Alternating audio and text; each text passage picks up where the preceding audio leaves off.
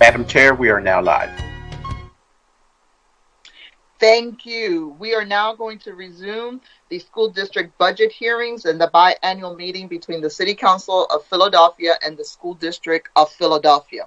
Before we resume the public hearing portion of our hearing, I want to proceed with some ground rules. The testimony, we are here today to hear from you about the school district's proposed budget and whether we believe the school district should focus its spending priorities. Due to the COVID-19 emergency, we have implemented special procedures with respect to public comment, which were advertised and posted on Council's website and sent out in our press release.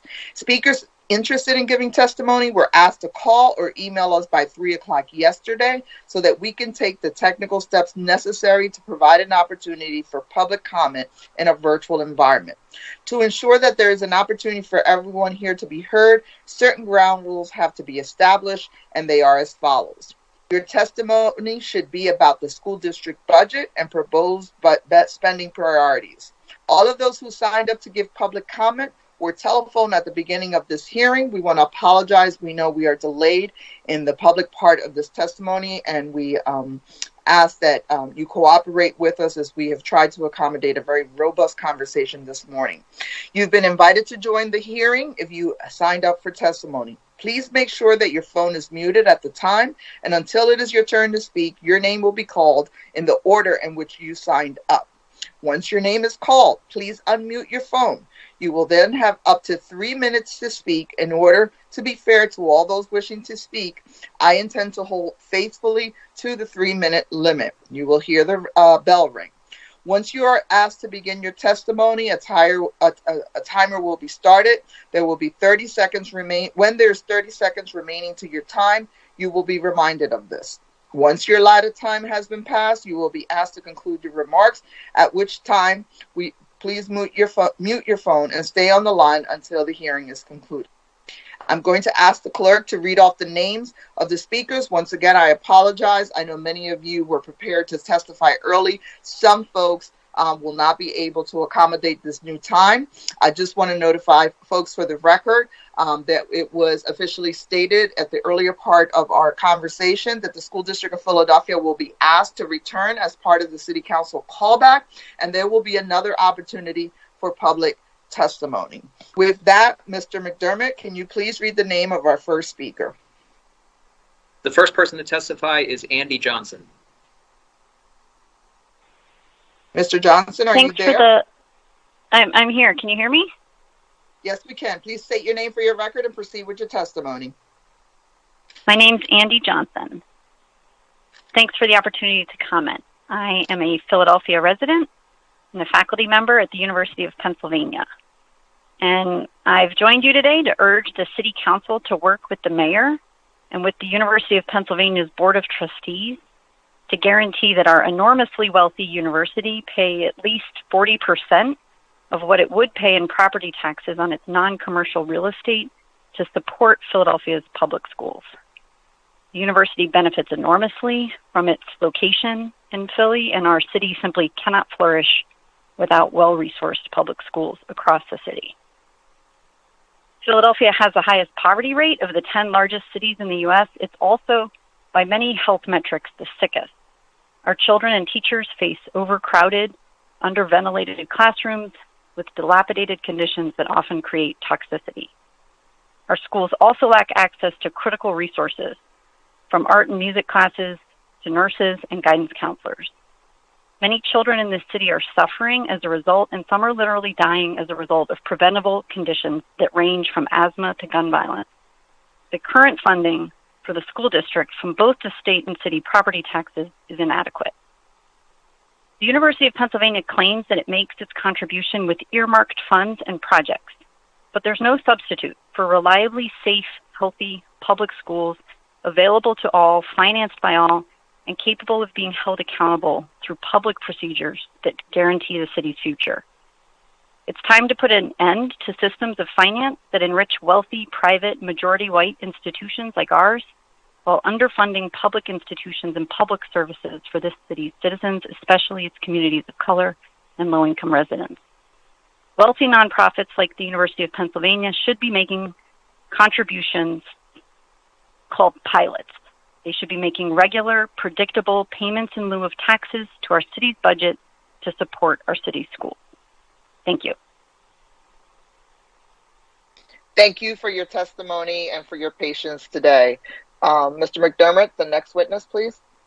The next witness to testify is Ann Farnsworth Alvear. Hello, good afternoon. Thank you for allowing me to testify today. My name is Ann Farnsworth. I am a parent of 3, all of whom have attended public schools in the city from 1st grade through 12th grade. My youngest is about to graduate. I am also a professor at the University of Pennsylvania. I live on Regent Street near 48th and King Sessing, and I am testifying today to urge City Council to work with the mayor to guarantee that wealthy nonprofits like my employer pay pilots, meaning at least 40% of what they would pay in property taxes on their non-commercial real estate. I want to see pilots paid to support Philadelphia's public schools. The city cannot flourish without public schools. Penn is part of the city. I am proud to be associated with both the city and the university. I am prouder still to be a citizen engaged with the democratic process. In my opinion, it is our duty as residents of the city to advocate for the public good and the public purse. Our children and our teachers face overcrowded, underventilated classrooms with dilapidated conditions. My child attends a school with no sprinkler system, and public documents I have seen show that in point of fact, the School District of Philadelphia, pays an insurance premium because fire safety systems have not been updated. Funds for modernizing buildings are short. Our schools also lack access to other critical resources, nurses, guidance counselors, art and music teachers. All of these should be budget priorities. The budget must be increased.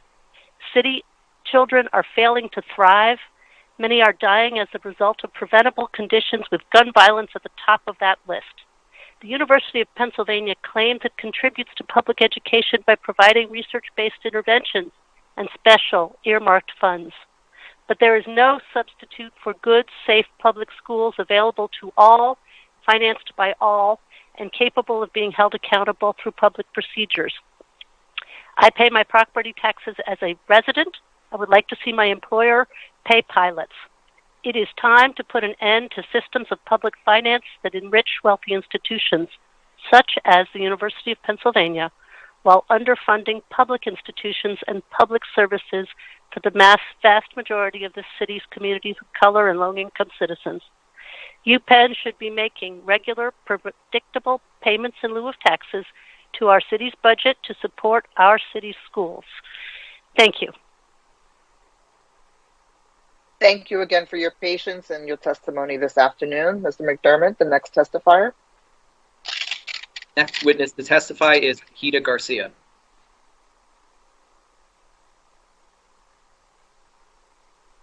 Ms. Garcia, or is it Haiti Garcia?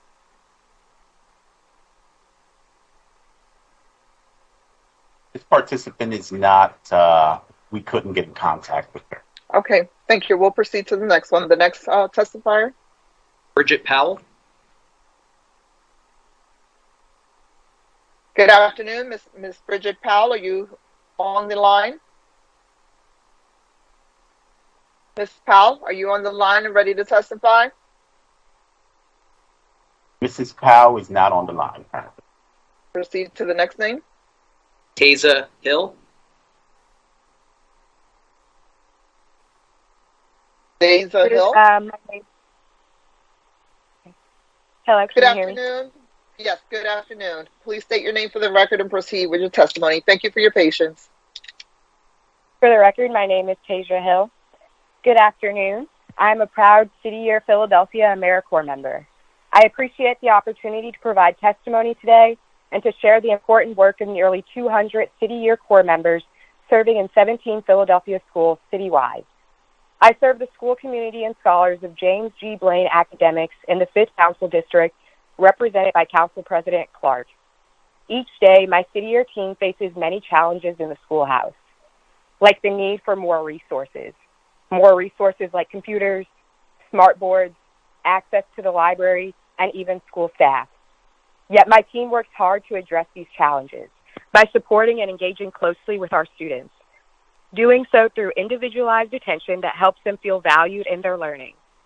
City Year Core members are student success coaches who serve full-time, every school day, mentoring and tutoring in math and English, as well as in attendance and social emotional learning. And we're integrated in the school community, organizing school-wide events and running the after-school programs. Every day I work toward educational equity by both uncovering and supporting my students' passion to be learners. Learners who can contextualize information, recognize the significance that information has in the real world, and to persevere through hurdles and other obstacles. Why do I serve as a City Year Philadelphia AmeriCorps member? I serve so my students not only achieve their academic goals, I serve to support their thriving outside of school and throughout life. Through the lens of City Year, the importance of my own professional development, civic involvement, and belief in our youth keep me driven to embrace these values by beginning to study for my LSAT, so that once I finish serving with City Year, I will continue to advocate for educational equity through my own future career in public policy. These are the many reasons that I will be returning in the fall to serve a second City Year in Philadelphia schools. On behalf of all City Year Philadelphia AmeriCorps members, I look forward to City Council's increased support of the great work we do each and every day in the schoolhouse. Thank you. Thank you so much, and thank you for your service. I know I speak for Councilmember Johnson, who is a strong advocate of City Year, in saying we appreciate your collaboration and your support, and very proud of you. Congratulations, and good luck on that L1 year. Our next testifier? Our next witness is Luke Hostetter. Mr. Hi, good afternoon. This is Luke Hostetter. Yes. Yes, proceed with your testimony. Thank you very much for your patience. Hi, good afternoon. My name is Luke Hostetter, and I am here to testify that as the proud principal at Baldy Middle School, the largest middle school in Philly, that I wouldn't be here today without the experience of City Year. I was a member of the Corps in 2008, and as an active resident in District 1 with Councilmember Mark Squilla, I am now a homeowner, a taxpayer, and for the last 13 years, and have moved to the city and lead in the city because of City Year. I want to say a quick hello to Councilmember Brian O'Neill, Member Gim, Councilmember Gilmore Richardson for all their tremendous support of Baldy, and also thank Councilmember Mark Squilla, who has remarkably responded to every email I've sent as a concern, even if it's 3 o'clock in the morning. It is a privilege to speak today. Now, a decade removed from my City Year Core experience, I'm able to reflect on how essential and formative this was to my career path and professional growth. The experience working in schools and leading a team gave me the perspective, inspiration to teach, pursue leadership, and ultimately become a principal. More so, coming from Richmond, Virginia, the core year connected me intimately with Philadelphia.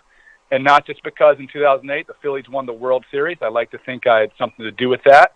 But the year also inspired and developed my civic responsibility. I was able to understand the depth of poverty, the societal complexities of life in Philadelphia, and how essential education and service to communities is.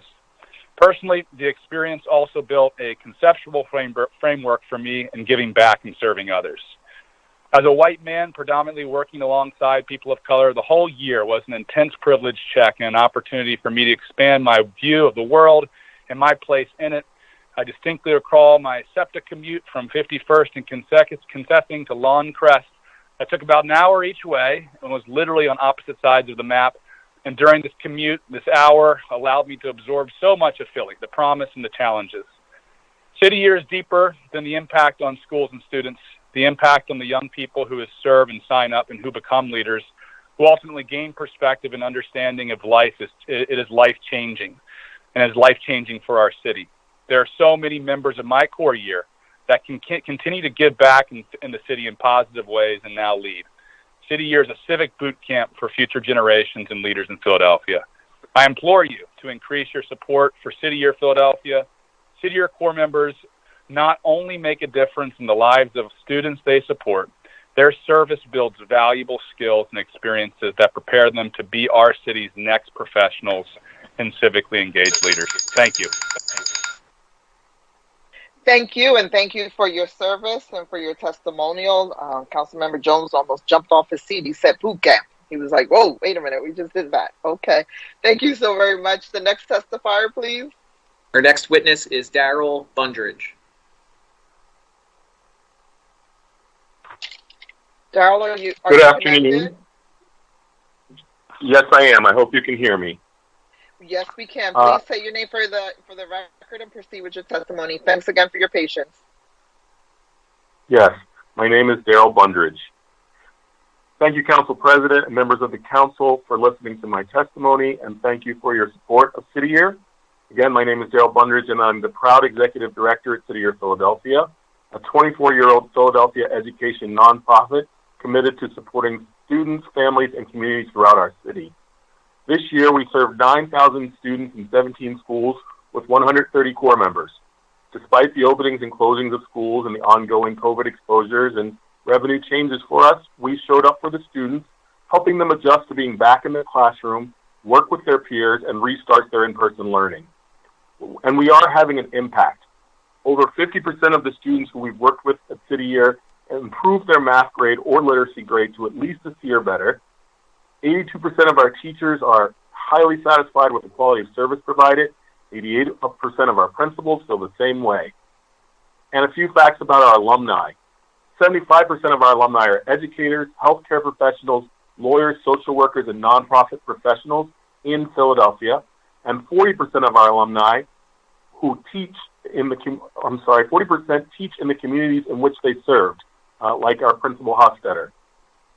While we are proud of our core members and the impact each year, 24% of our candidates who want to serve must turn down our invitation to serve because they cannot afford to do so on the current cost of living stipend.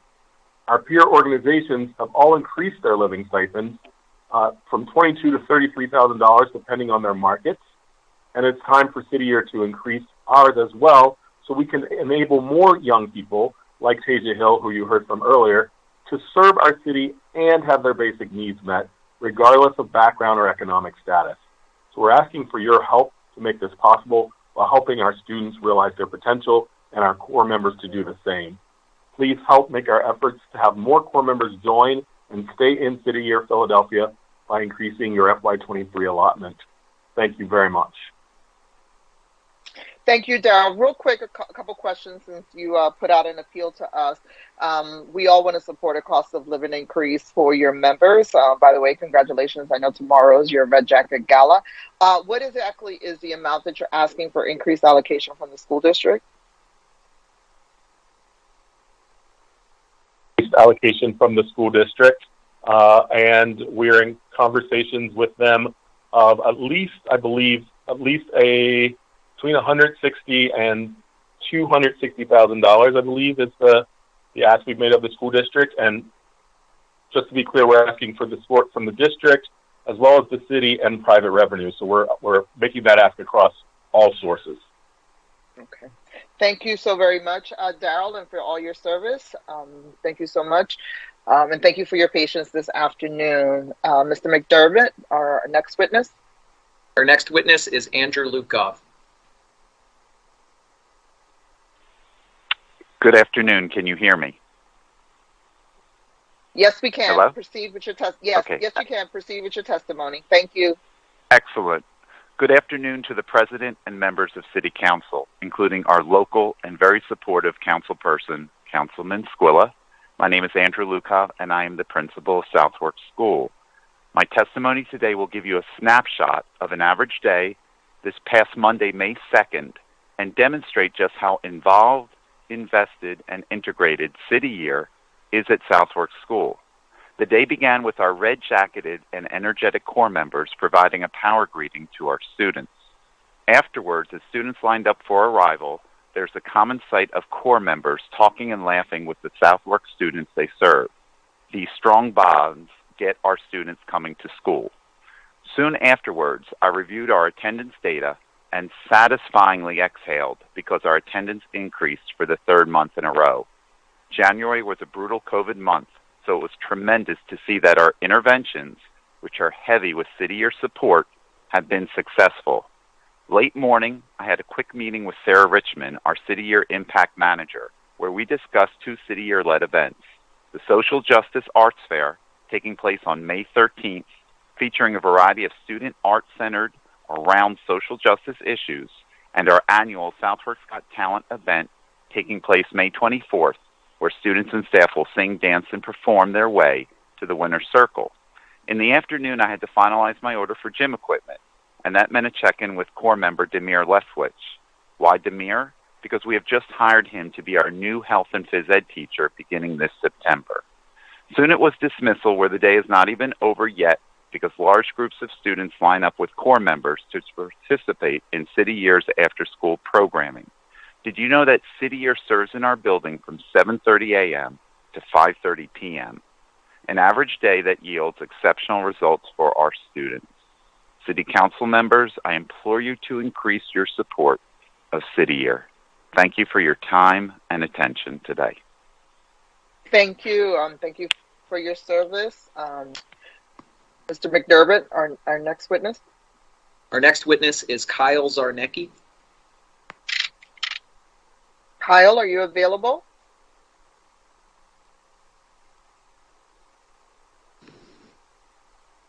Kyle, are you available? Want to proceed with the next person, please? The next witness is Amy Offner. Amy? Repeat that name for me, Amy. Amy Offner. Amy Offner, are you connected? Hear me? We can now. Hello, can you hear me? Okay, Yeah, thank you very much. Thank you for your patience. Proceed with your testimony. Thanks. My name is Amy Offner.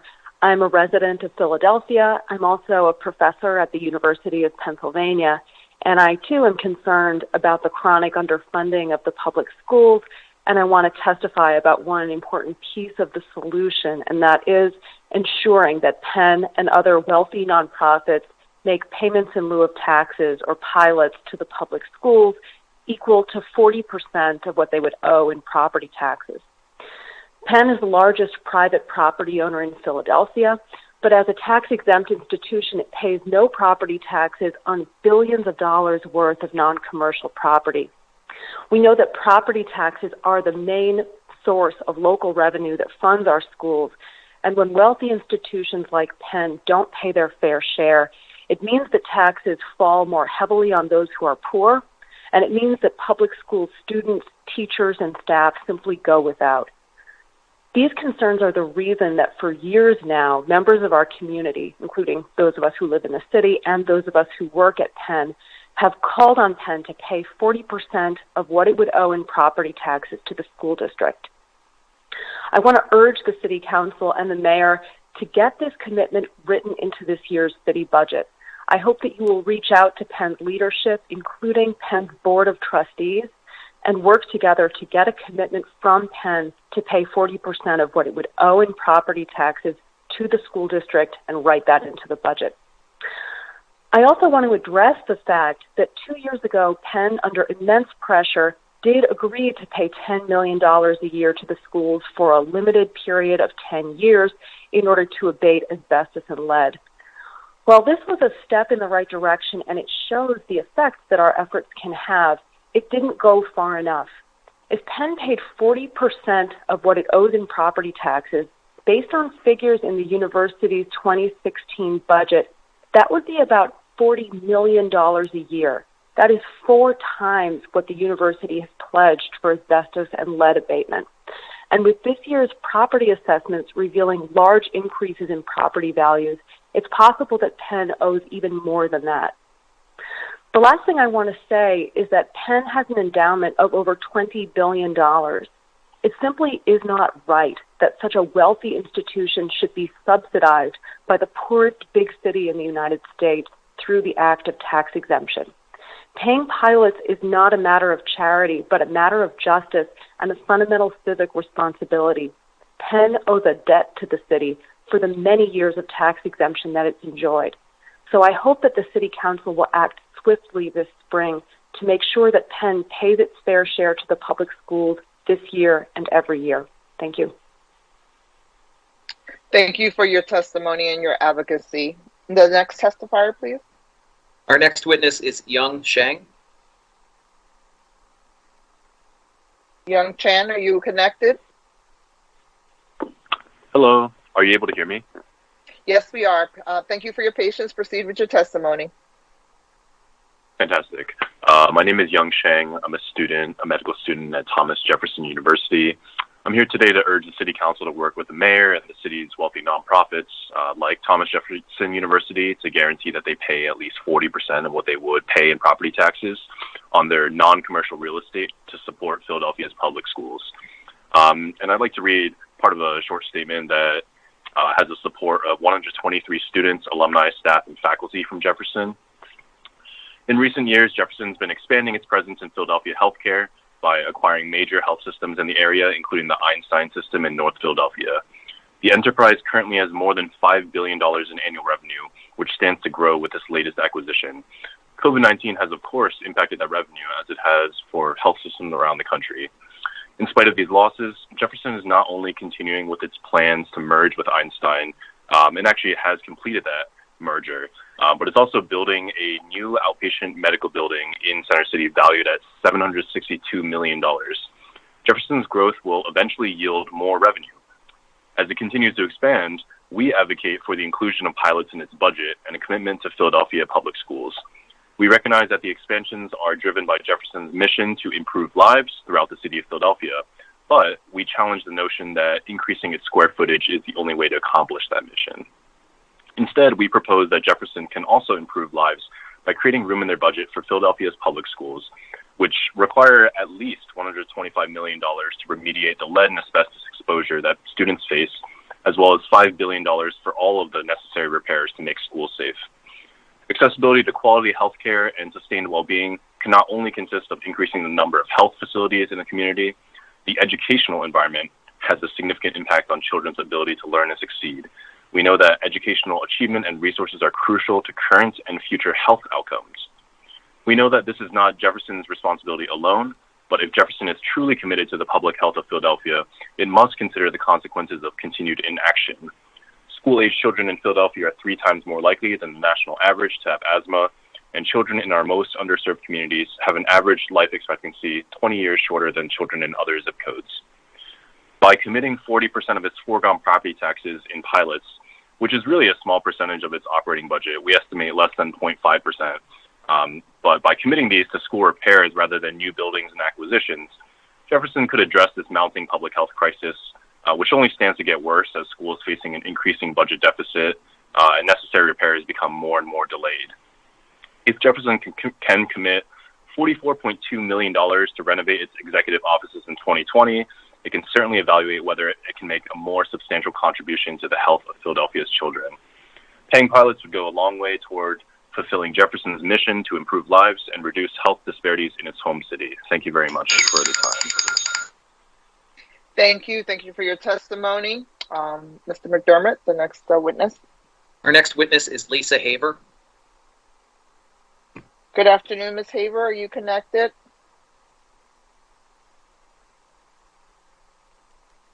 Good afternoon, Ms. Haver. Are you connected? We'll move on to the next one. The next witness is Laurie Mazer. Laurie Mazer, are you connected?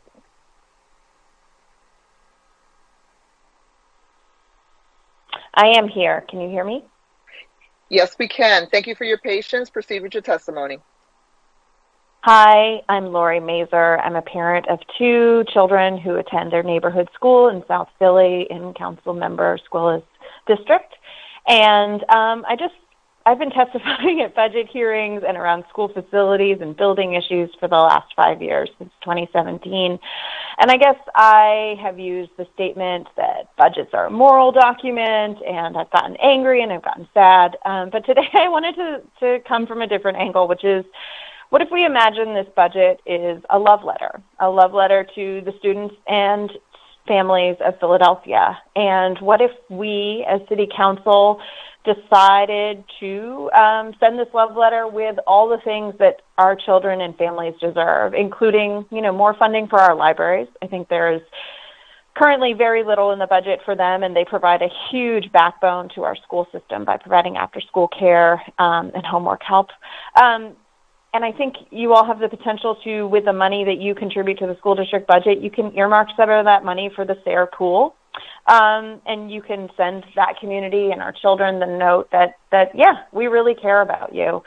I also want to say that the benefit of making these promises and these commitments to our students is that it will fix some of the issues that the district seems to be really plagued with right now, which is around enrollment. It is incredibly hard to imagine that you are going to get a whole bunch of families excited about your schools when you are releasing useless dashboards that tell us everything we already know, that enrollment is dropping, that people are not attending our public schools, and that the buildings are in total disrepair. So I guess that's the whole thing that I'm asking, is to really, with this budget, tell the school districts what you want them to spend the money on. I've listened and asked and questioned many times for Mr. Monson and others and Superintendent Height to tell us exactly what they've spent the COVID money that was earmarked for facilities on, and how they picked those schools and what facilities happen, and we don't have that information at all. We have a facilities planning process, which is taking over from where CSPR happened. There really seems even more, obvious this time to be about closing schools. You have like this utilization metric about how many of our kids are going there. And I would just really invite this body to take a different angle, to think about what you want to express to our communities about how deeply you value them, how you want to entice them to come back to our schools. Tell them how you're going to spend the money, exactly what you're going to hold the district account to, where you want to see investment made, and to really give our kids the things they deserve, which is librarians in their schools, libraries that are open on weekends and after school, pools, summer activities. You could complete your testimony. Yeah, thank you. Summer activities and all of those things that we know that will really impact them. So I think it's time for this love letter to come with some accountability, which I think is actually a secret of every wonderful relationship. You need to hold the school district accountable. You need to say this dashboard is useless, and you need to say, come to us with line item expenditures on exactly how you're prioritizing every school, and tell us what you're doing to make these appealing, wonderful learning spaces that our children and our families and our staff really deserve. Thank you, Lori, for your advocacy, your consistent advocacy, and your love letter suggestion. Thank you so very much. I appreciate it. Mr. McDermott, our next witness. Our next witness is Symbol Lai. Symbol Lai, are you connected? Yes, I'm here. Can you hear me? Yes, thank you for your patience. Proceed with your testimony. Thank you for the opportunity to testify. My name is Symbol Lai. I am the Philadelphia Mobilization and Policy Director at Children First. I'm here today on behalf of GPEC, the Greater Philadelphia Extracurricular Collaborative, a network of out-of-school time or OST providers and allied funders. According to a 2017 Research for Action report, the city allocates about $41 million to OST providers. As you consider next year's budget for the school district under the new superintendent, I urge you to advocate on behalf of the OST sector for the creation of an Office of Extracurricular Partnerships in the School District of Philadelphia. This is an office that can serve as a primary point of contact for OST providers working in Philly schools across funding streams. This is an office that can ensure the funding you, City Council, appropriates works to its greatest potential. In Philly, we're fortunate to have a vast network of OST support so that students thrive. Yet there's no single point of contact for OST providers working in Philly schools across funding streams. Absent dedicated office to lead coordination at the district, two problems occur. First, conditions generating an inequitable distribution of resources are left to continue. As it stands, principals at resource schools can better utilize a robust network of OST providers. Principals at resource-poor schools have more limited capacities. Facing other problems like flagging school attendance, teacher turnover, or community violence, they have less support to initiate providers into their school settings. Some schools, therefore, have an abundance of OST programs, while others have none despite great need. Too much is left to individual effort and chance. Second, communication is too fractured for providers, schools, and district offices. To stand up a program at a school, a provider may potentially interact with the Office of Children and Families, different offices at the district, and school principals themselves. Multiple messages are communicated, and parties are less likely to share a common understanding on important protocols impacting everyone's ability to implement quality programs. In this context, much energy is spent on deciphering rules, less on servicing students and families. An Office of Extracurricular Partnerships can mitigate both resource inequities and operational challenges. Situated within the district, this office can take a bird's-eye view to the allocation of extracurricular activities. It can identify schools that are in need of extra support and facilitate the relationship between principals and providers to align resources. Charged with coordinating district communications, the office can further give providers and schools one message that then guides program implementation. Philadelphia schools need more OST activities, especially now when they face traumas associated with the pandemic and escalating gun violence. Research shows that OST programs are an ingredient for academic success. By offering a safe environment to engage in hobbies or extending the time a student spends with an adult, extracurricular activities help students be happier, healthier, and better able to learn. City Council can help create a robust, extended school community that positions Philadelphia schools for students for success. Please encourage the school district to create an Office of Extracurricular Partnerships. Thank you for your time.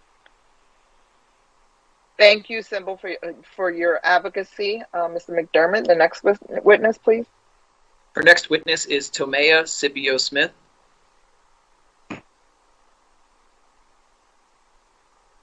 Tomea Smith, are you connected?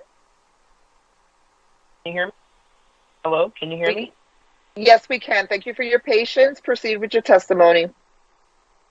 Thank you so much. Good afternoon. My name is Tomea Scipio-Smith. I'm the K-12 Education Policy Director at Children First.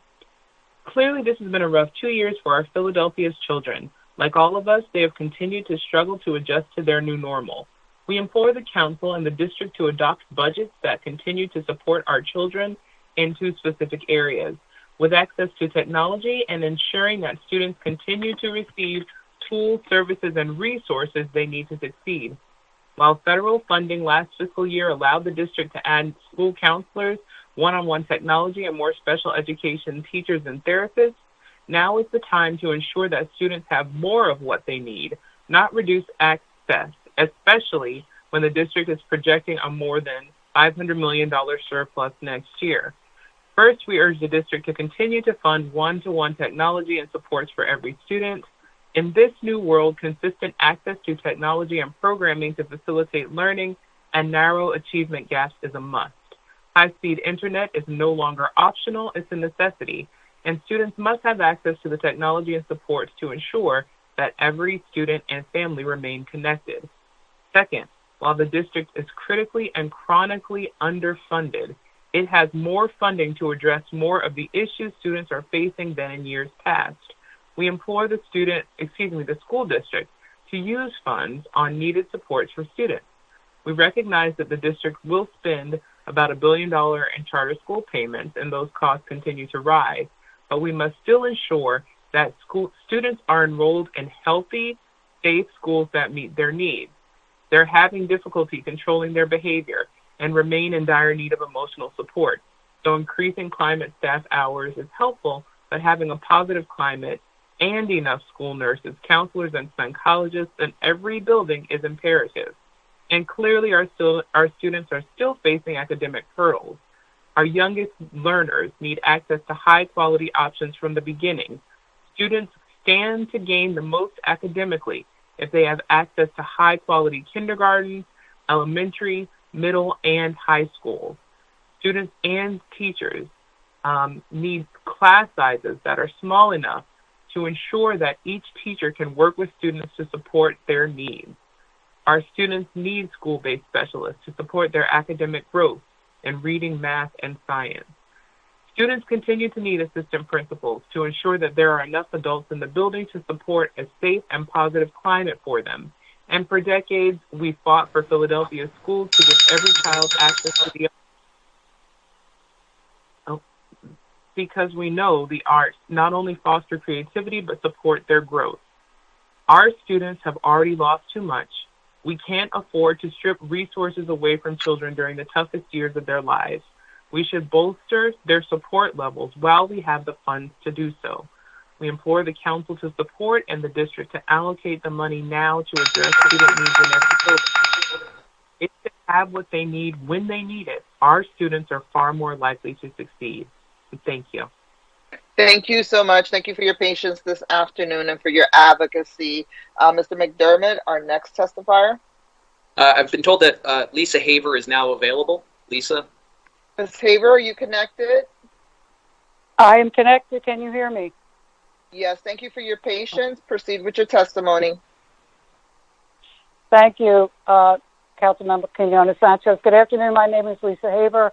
I'm a retired teacher. I'm co-founder and coordinator for APS, a grassroots organization established to defend public education. Over the past weekend, our members joined with national allies in that fight at the annual conference of the Network for Public Education held this year in Philadelphia.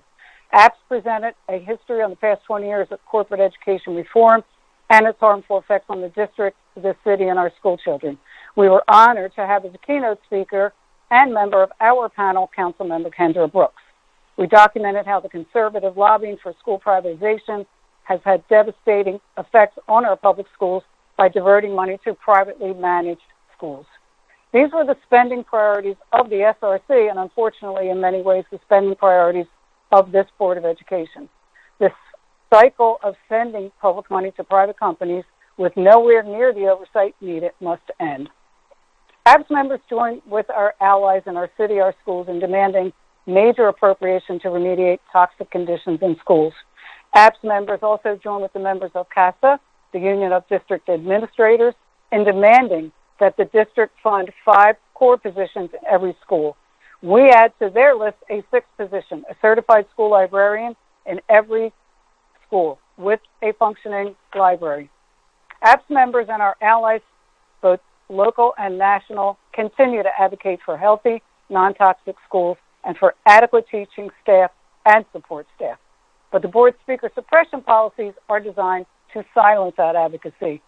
Parents, educators, and community members, the people that you are hearing from today, many of whom attend all Board of Education meetings, have been kept from speaking on these crucial issues and been barred from speaking at some board action meetings.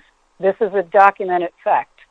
Despite their rhetoric today and on other days, the board sees the community not as allies in fighting for better funding and safer schools, but as adversaries to be silenced. We call on the members of City Council, whose authority over the board was expanded in the most recent changes in the city's Home Rule Charter, to direct the board to reverse its speaker suppression policies now. Thank you. Thank you, Ms. Haver. Thank you for your patience this afternoon. Thank you so much for your advocacy. Our next testifier, Mr. McDermott. Our next witness is Linda Rubin. Linda Rubin, are you connected? Yes, I am. Can you hear me? Yes, we can. Thank you for your patience. Proceed with your testimony. Thank you. My name is Linda Rubin. I'm a retired K-8 school counselor who served in one school for 38 years, and I'm also a member of Alliance for Philadelphia Public Schools, APS. John Krill, attorney for PA Senator Jake Corman, recently asked, what use would a carpenter have for biology? What use would someone on the McDonald's career track have for Algebra 1?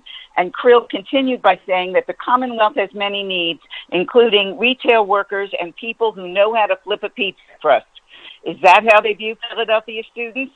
Are we in a Charles Dickens novel? But if we look down on Philadelphia students by not showing them we're really invested in who they are and who they can become, we may as well go back to the old days of reading, writing, and arithmetic. Without having staff they really trust to be available to help them to make sense of their lives and emotions, discover abilities and interests they never knew they had, and how to bounce back from disappointment, even grief, students lose hope and give up. Shame on us. Public education today must be about developing trust and rapport with students who are already living with debilitating violence, low pay, and expectations, not of their making. This requires in every school and available assistant principals, lead reading and math teachers to coordinate in-school supports for teachers and students, counselors, climate managers, and special ed teachers trained in helping children learn, however that is for them, and to support their families to support their children. Special ed compliance managers to do the mountains of federal paperwork and to support complex special education needs of teachers and students. Children new to this country from all over the world have so much to give, but need help in understanding English in order to understand our curriculums. Certified school teacher librarians who once were a staple in schools provide a backbone in reading and research skills for both children and teachers' learning success more than you'll ever know. Computerized everything education as we have now, paying businesses to do our staff development, and ignoring the need for a stable, well-educated teaching force who truly understand that all children can learn, just not in the same way and on the same day, and how to accomplish that. We must right order our priorities. Testing, and teaching to the test will not create any spark in minds and imaginations of our students to feel that they can succeed. It will only limit many students' opinions for their futures while making testing companies rich. Children need educational success to feel that they have a reason to steer clear of city violence. We must rebuild our schools from the bottom up, not the top-down approach that only makes administrators look good but doesn't help students become whoever they could be. We owe our students and our city's future that much. Thank you. Thank you, Ms. Linda Rubin, and again, thank you for your patience this afternoon. The next witness, Mr. McDermott. The next witness is Stephanie King. Stephanie King, are you connected? Yes, can you hear me? Yes, we can. Thank you for your patience and proceed with your testimony. Thank you, council members, for allowing me to speak today. My name is Stephanie King, and I'm the parent of a 6th grader and 2nd grader at General Philip Kearny School in Northern Liberties. Philadelphia's proposed city budget is an egregious example of how every dollar you spend in the wrong place is a dollar you cannot spend in the right place. Our city budget gives $750 million to the Philadelphia police while failing to adequately support our schools, our libraries, or our rec centers to be fully functioning the way they need.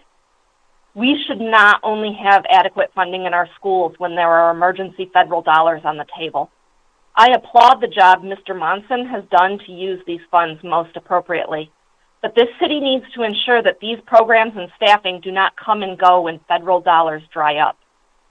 Let me ask the members of council, if you were a Philadelphia kid on the street who wanted to be good, how would you do it? What this city gives kids who are poor and families who are struggling is a present day that is inadequate and says we don't care about your future. This city says it is okay for our kids to walk down trash-strewn streets to schools that are crumbling due to asbestos and understaffed because of leveling and cuts. This city says it is okay to only care about a handful of magnet schools and then pats itself on the back for Masterman and Central's ratings while throwing our neighborhood schools under the bus, and then wonders why kids are falling for the allure of drugs and guns after we've basically said we can't be bothered to give them decent schools in their own neighborhood. The district shuttles kids around town in needless choice programs rather than investing in the schools in our communities. The city expects kids to stay out of trouble and off the corners when there are no libraries to go to on the weekends and your parents have to be able to camp out in lawn chairs to get you a spot in one of our limited after-school programs or summer camps. But there's always money for more cops who will shoot a 12-year-old in the back or tear gas us if we protest or refuse to be accountable to anyone, while I have to fundraise for paper for my school. A budget is a moral document, and this city should be ashamed. Our city budget needs to prioritize the schools and services this city's children need so that we can all have the better future that Philadelphians deserve. Thank you. Thank you very much, Ms. Stephanie King, for your advocacy and your patience this afternoon. Our next witness, Mr. McDermott. Our next witness is Mary Summers. Mary Summers, are you connected? Yes, I am. Thank you. Thank you for your patience. Proceed with your testimony. My name is Mary Summers, and I want to start by thanking you for holding public hearings on this critical question of the school district's budget. I am a senior fellow with the Fox Leadership Program and a lecturer in political science at the University of Pennsylvania. I have taught academically based community service classes, which have involved college students in working in Philadelphia's classrooms, cafeterias, and at recess for almost 20 years. I am also a member of 10 for Pilots, a group of almost 1,200 University of Pennsylvania faculty and staff who have signed a petition stating that our university should be making yearly payments in lieu of taxes to support our city's schools. You have heard from several of us today urging you to engage the city's wealthy nonprofits in doing their part in supporting public education by paying at least 40% of what they would pay in property taxes on their non-commercial real estate to support Philadelphia's public schools. Philadelphia has the highest poverty rate of the 10 largest cities in the United States. Our children and teachers face overcrowded, underventilated classrooms with dilapidated, toxic conditions. They also lack access to critical resources from nurses, guidance counselors, and librarians to art and music. Many children in the city are failing to thrive. Some are literally dying as a result of preventable conditions that range from asthma to gun violence. The current funding for the school district from both the state and city property taxes is inadequate for addressing these conditions. The University of Pennsylvania claims that it makes its contribution with earmarked funds and projects, like the classes I have loved teaching for so many years. But we all know that these funds and projects are no substitute for good, safe public schools available to all, financed by all, and capable of being held accountable through public procedures and guaranteeing the city's future. It is time to put an end to systems of public finance that enrich wealthy, private, majority-white institutions like Penn, while underfunding the public institutions that serve all of Philadelphia's residents. Wealthy nonprofits like Penn should be making regular, predictable payments in lieu of taxes to our city's budget to support all our city's public schools. Thank you so much. Thank you for your testimony and your patience this afternoon. Our next witness, Mr. McDermott. Our next witness is Gwendolyn Beetham. Gwendolyn, are you connected? Yes, I'm here. Thank you so much. Thank you for your patience. Proceed with your testimony. Thanks so much, and thank you for allowing me to testify today. My name is Gwendolyn Beetham, and I'm the parent of a 4-year-old, a resident of West Philadelphia, and a staff member at the University of Pennsylvania. And I'm joining my colleagues and neighbors who've already testified here today and urging the council to work with the mayor and the University of Pennsylvania's Board of Trustees to guarantee that our extremely wealthy university pays at least 40% of what it would pay in property taxes on its non-commercial real estate to support Philadelphia's public schools. The university benefits enormously from its location in Philadelphia. I pay my taxes here, and the university should as well. Philadelphia has the highest poverty rate of the 10 largest cities in the United States. Our children and teachers face overcrowded, underventilated classrooms with dilapidated conditions that often create toxicity. Many schools have no sprinkler systems. Our schools also lack access to critical resources, from nurses and guidance counselors to art, music, and libraries. Many children in this city are failing to thrive, and some are literally dying as a result of preventable conditions that range from asthma to gun violence. The current funding for the school district from both the state and city property taxes is inadequate for addressing these conditions. The University of Pennsylvania claims that it makes its contributions with special funds and projects, but well-intentioned tutoring programs and earmarked funds for a handful of schools is not a substitute for quality, safe public schools available to all, financed by all, and capable of being held accountable for public procedures and guaranteeing the city's future. It is time to put an end to systems of finance that enrich wealthy, private, majority-white institutions like ours, while underfunding public institutions and public services for the city's citizens, especially its communities of color and low-income residents. Wealthy nonprofits like the University of Pennsylvania should be making regular, predictable payments in lieu of taxes to our city's budget to support our city's schools. Finally, I want to acknowledge that today's hearing is being held during Teacher Appreciation Week. A key way that we can show our teachers that we appreciate them is to fully fund our schools. Thank you for your time. Thank you for your patience and your testimony this afternoon. Our next witness, Mr. McDermott. Our next witness is Barbara McDowell Dodal.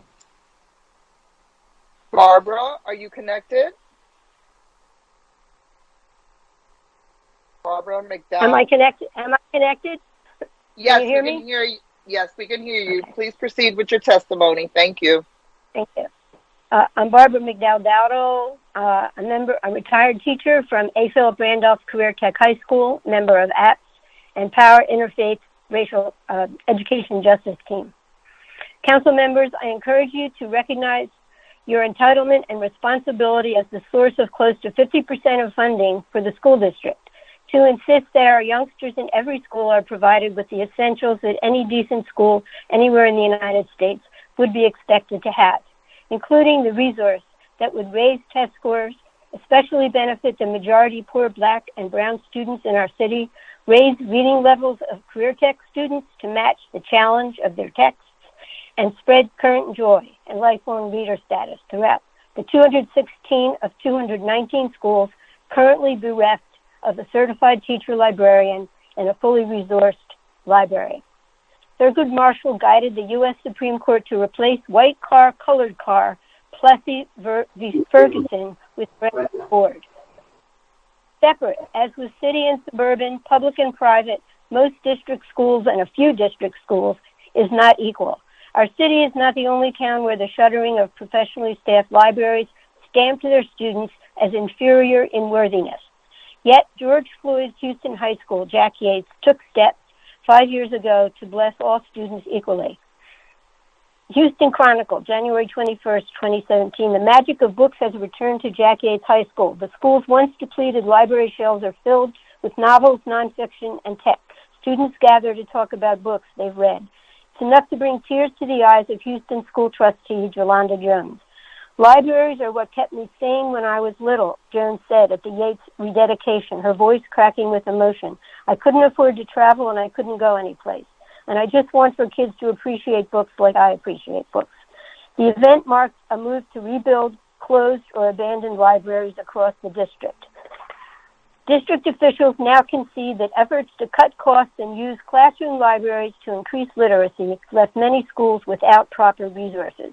We made a mistake. We forgot some of our schools, said the CAO. Trustee Jones, elected in 2015, said, this district has not been equitable in providing resources. It never occurred to me to ask, as a trustee, do you have a library? Because everybody is supposed to have a library. Zelda Hunter, certified librarian at Yates, plans to add print periodicals, even though students have access online. Principal Ken Davis emphasized the importance in this digital age of having books that you can actually touch and feel. I'm almost done. When you can't get that iPhone or that iPad to work, the books still work. Books aren't part of our past, they're part of our future. So City Council, tell the district, let's add libraries with CTLs to CASA's 5 position request. Thank you. Quality and equity. Thank you, Ms. Barbara, so much for your advocacy. Thank you so much for your service to Mr. McDermott, our next testifier. Our next witness is Mitchell Orenstein. Mitchell Orenstein, are you connected? Yes, I am. Please proceed with your testimony. Thank you for your patience. Thanks so much, and thanks to everybody here. Thanks to the community members for the great testimony today. Philadelphia suffers from an enormous deficit of quality schooling. To some extent, I agree that this reflects insufficient funding, as a number of previous speakers have said. However, to some extent, it also reflects the failure of the school district of Philadelphia to manage its resources. Take the example of the new school selection process implemented this year with no community input. The school district of Philadelphia did not want to consult with parents because it saw parents as an obstacle to addressing inequities in who is gaining admission to Philadelphia's magnet schools. The approach the district decided on was to dramatically increase eligibility for magnet school admission, without, however, creating any new seats in the city's magnet schools. Lots of newly eligible students, no new seats. The problem was one of basic math. For every single new student admitted, an equally well-qualified student would have to be kicked out of Philadelphia's magnet schools. To create a false impression of equity, as if such a situation could ever be fair, the district decided to conduct a lottery where students competed in a cruel version of Hunger Games for a limited number of magnet school seats. More than 500 highly qualified students were excluded entirely from Philadelphia's magnet schools, according to district data. Now, not surprisingly, some of the parents whose families were hurt in the process are suing the school district for damages. Many others were crowded into existing schools at overcapacity. The question we have to be asking ourselves in this budget process is, why are we rationing high-quality education in Philadelphia? Can we imagine a world in which a child does not need to win a lottery in order to get access to high-quality education? That is the city I want to live in. Creating opportunity means building high-quality schools. At current levels of real demand, the school district of Philadelphia needs to build a whole new central high, or two, just to meet the existing demand for high-quality magnet schools. Why is that not happening? Why has school district of Philadelphia kicked out students and closed down schools, but not invested in building the good schools that everyone wants? That should be our top budgetary priority. Yet currently, the school district of Philadelphia does not even have a facilities master plan. It operates hundreds of buildings that we have heard, many of them requiring rehabilitation. School choices left many schools under-enrolled and others over-enrolled. Yet rather than building high-quality schools, the district is focused on lifting up charter schools and shunting students off to be educated somewhere else. Philadelphia needs an elected Board of Education that will be responsive to the voters of the city and build high-quality schools. In education in this district and the city, we need to start building the type of future we all want for the city.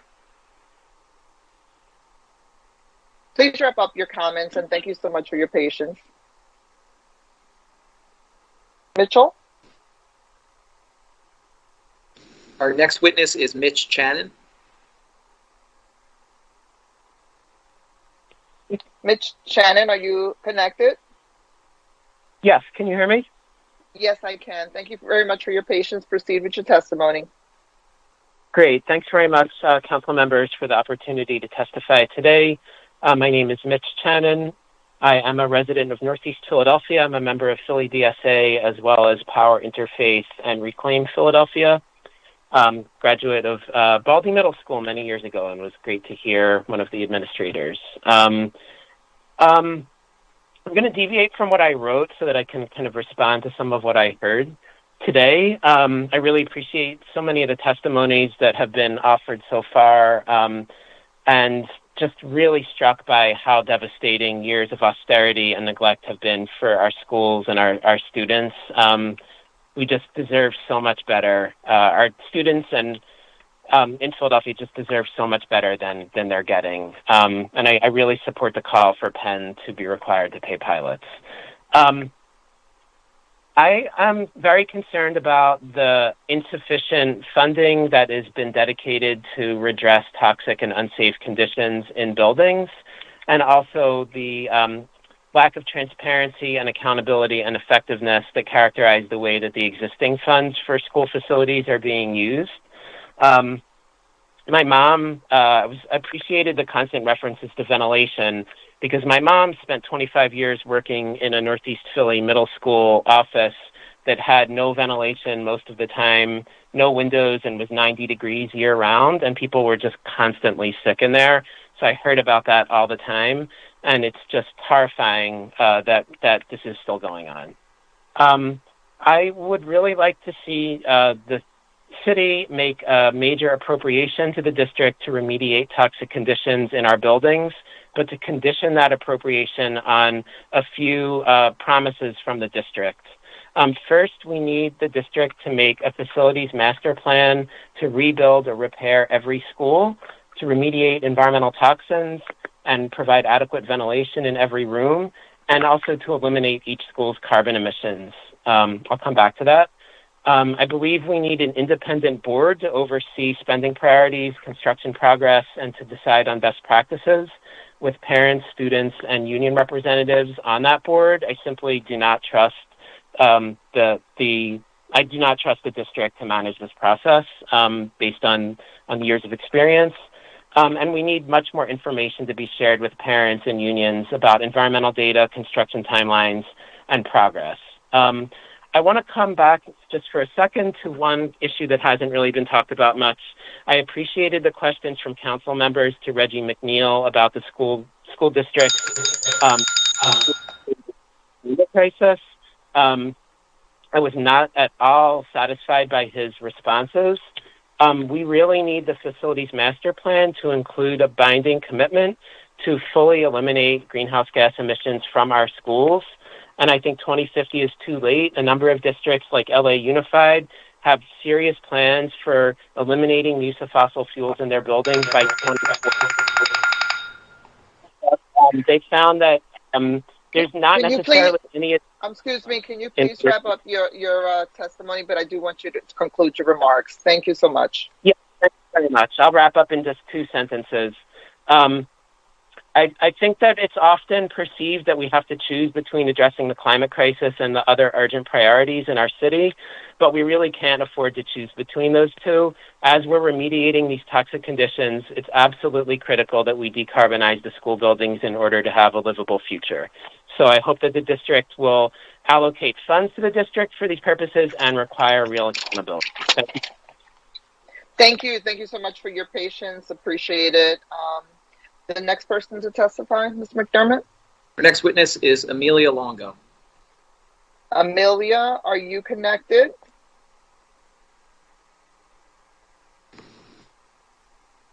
Amelia is not connected, Madam Chair. Okay. The next name is Diane Payne. Diane Payne, are you connected? Can you hear me? Yes. Is this Diane? Can you hear me? Yes. Can you hear me? Yes, we can. Please proceed with your testimony. Thank you very much. Hello, my name is Diane Payne. I am a retired teacher, parent of 4 public school grads, and defender of public education activists through apps. I am here today to testify about the increasing lack of democratic rights Philadelphians experience. Our school district and city budgets aren't just numbers that must balance. Those numbers represent the people of the city and all of the services and opportunities we don't have. What makes it particularly stinging is the district and city's reliance on rhetoric to try to fool us that this is not the case. District administration repeatedly alleging that school principals choose between essential staffing needs as a prime example. A principal doesn't choose to not have a school library like their Lower Merion counterparts. They choose between what they must do without. I implore the district to stop using the language of choice when it comes to essential positions. Please support CASA's advocacy to centrally fund essential positions, including certified school librarians. City and school district undemocratic processes include 16 months of board-imposed speaker suppression by capping public speakers at 30 during an historic health crisis which has killed over 1 million Americans. At 11 out of 16 action meetings, the cap was reached, and an unknown number of stakeholders were shut out of publicly addressing their governmental body with the tacit approval of City Council. Shutting out and failing to engage with the PFT's environmental health specialists and community advocates around building facility conditions, again with tacit City Council approval. The mayor shutting out Philadelphians from the board nominating process. We are the only school district out of 499 Pennsylvania districts not permitted to elect our board. And on top of that disenfranchisement, the mayor treats applicants for a board seat like personnel hires, which they are not, instead of public servants.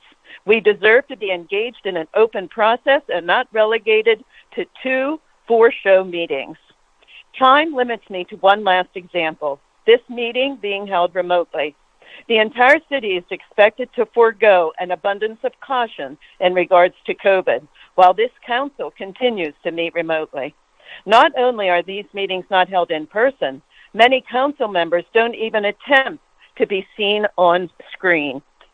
Sorry.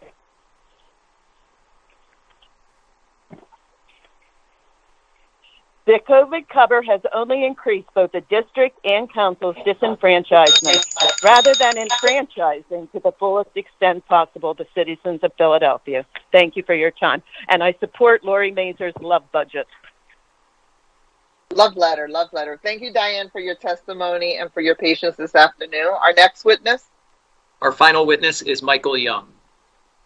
Michael Young, are you connected? I am, thank you. My name is Michael Young. I'm the parent of a fifth grader. Please proceed with your testimony. If a tree falls in the woods and there's no one there to hear it, does it make any sound? If a parent makes a presentation and nobody is really listening, can it have any impact? I came prepared to rant about the revised lottery system, but others have already done that. It was hurtful, it has failed in any objective, and it tossed a bunch of grade 8th graders out onto the streets without their first choices of high schools, or some of them, hundreds of them, without any good choice at all. Damaging to almost everyone. But I'll choose not to rant about the lottery. And I also choose not to rant about this forum, where we're expected in 2 or 3 minutes to provide any reasonable discourse. No one is listening to us. No action will be taken based on our input. These 2-minute rock and roll rants only serve to provide the district and the council cover to claim that the public was given a chance to voice our opinions.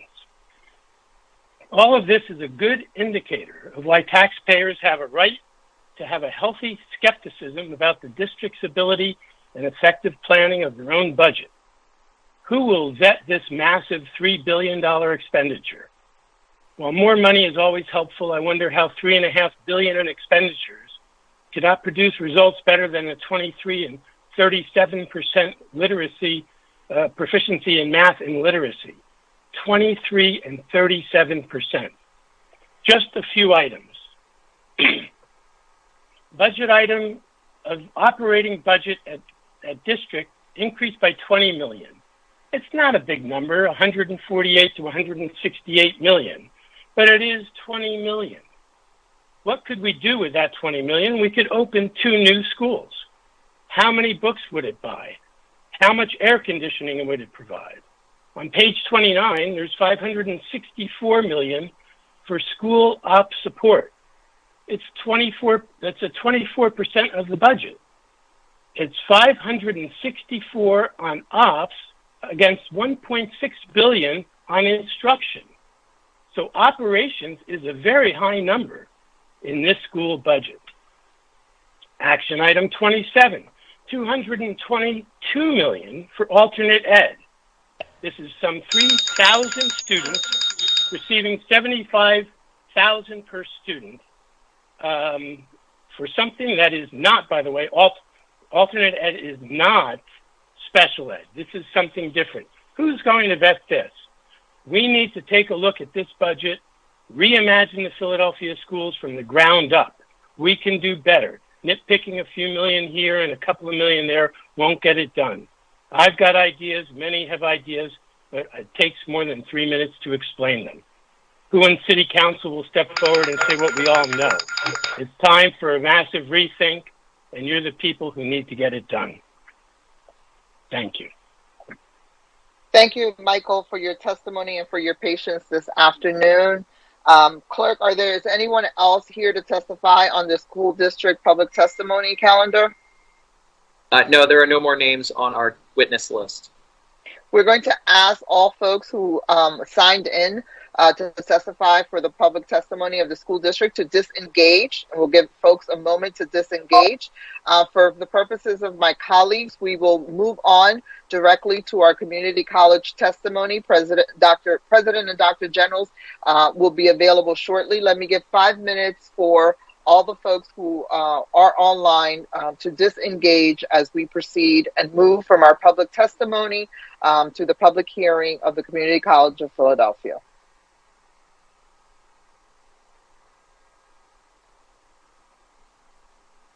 Good job, Madam Chair.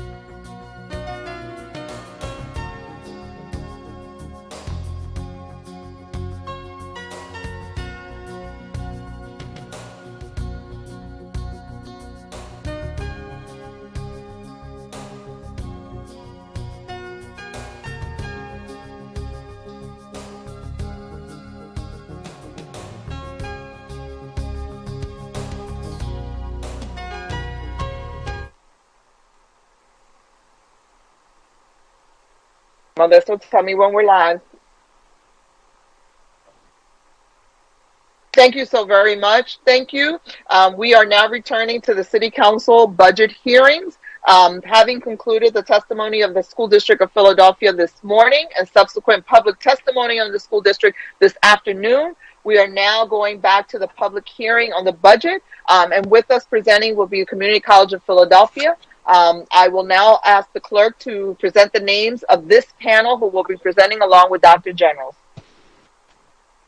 First to testify, I have Dr. Generals testify. Okay. Dr. Generals, please proceed and introduce your team as you move forward. Thank you very much for your patience. I know it's been a long day. Thank you very much. Thank you. Thank you for having us. My comments say thank you to President Clark, but I'm going to say thank you to Chairwoman Quinones. It has been a long day, and we lost our chairperson on the way. He had a doctor's appointment that he had to make, so I don't know if he's coming back. He may be able to come back. But I'd like to, again, thank the City Council, thank the administration, and thank my Board of Trustees for the support that we've had over the last year, which has been incredibly important given the fact that we've all had to deal with this pandemic. And so with that, and notwithstanding that, we've been able to come through with a fairly productive year with some highlights and some challenges that we need to go through. And I'd like to thank my Keisha Witherspoon, who's turning the pages for me. So our budget request is for $50.1 million, which is an increase of $2 million from FY22. This includes a $2 million increase for the Cattle Scholarship, which will allow us to expand the eligibility for the Cattle Scholarship to include students who are transferring back with or less than 30 credits, college level credits, and it doesn't preclude students who graduated a couple of years ago from coming back and being able to take advantage of the Cattle Scholarship. So the city and the administration worked together and came up with the figure of $2 million, which we think will cover this cost. So the total city budget will be $50.1 million. This now represents 33% of our budget. The state's portion is about 24%, and students are still providing 35% of the budget. As you know, the historical expectation would be a third, and this is probably the closest this college has ever been to making that number. And even though students are paying 35%, you know that roughly 75% of our students are receiving financial aid. So we're happy that it's going in the right direction. Some of the basic facts: the college has about 24.8 thousand credit and non-credit students. We have suffered significant enrollment declines, as has been the case with most colleges, with just about every college in the country.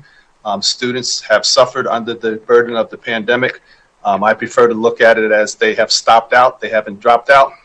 They've taken time to figure out their lives and where they want to go. And the onus is upon us to try to encourage them and to ensure that they feel comfortable in coming back to the school. Right now, we're probably about 60-40% in terms of online, 60%, 40% face-to-face. But we still have to deal with what is the biggest challenge, and that is the uncertainty of the virus, where it's going, where it's not going. We've stopped and started 2 or 3 times since this all began, where we've had to pivot on the dime, not just from the beginning, but halfway through when we thought it was just about over. We had to push everything back online, and we've done that at least twice. That is not helpful to your enrollment. It certainly puts up a cloud of uncertainty. In addition to that, of course, there's mitigation factors and strategies that we have to put forth for those who do come to the campus. We're under the city's guidelines for requiring a vaccine mandate.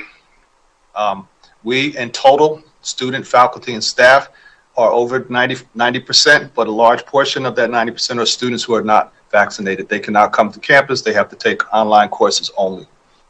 So with that in mind, we are designing new delivery systems, if you will, for students online. We're expanding our online offerings. We're developing high flex offerings, which allows the students to make a decision the day of their classroom as to whether or not they want to come to class or take the class from home online.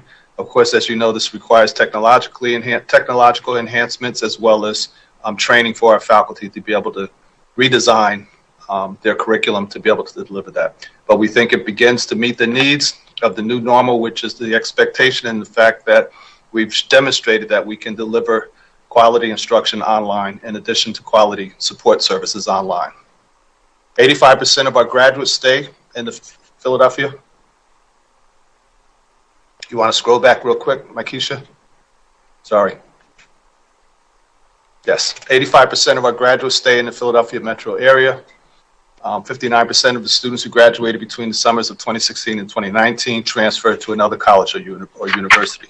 I'm happy to announce that this Saturday will be our first face-to-face graduation since the pandemic. We will be at the Locora Center. We will employ some mitigation factors, but it will be face-to-face. There will be parents and students there at this point, and we're still certifying graduates. We have a little over 1,800 students. And I'm also happy to announce that we've asked, and she's agreed to be our keynote speaker, and that is Councilwoman Sherelle Parker. So we're very excited about her coming to be the keynote speaker. We have 100 plus AA and certificate programs throughout our program offerings. A significant part of our funding over the last 2 years, in order to help us to get through, you can turn the slide, has been the HERF dollars, Higher Education Emergency Relief Funds. We've had 3 installments of that, the first 2 under the Trump administration, and the last one as part of the American Rescue Plan, which was the largest at $57 million. So in total, we've received $108 million to support our efforts to support students. Half of that $108 million had to go directly to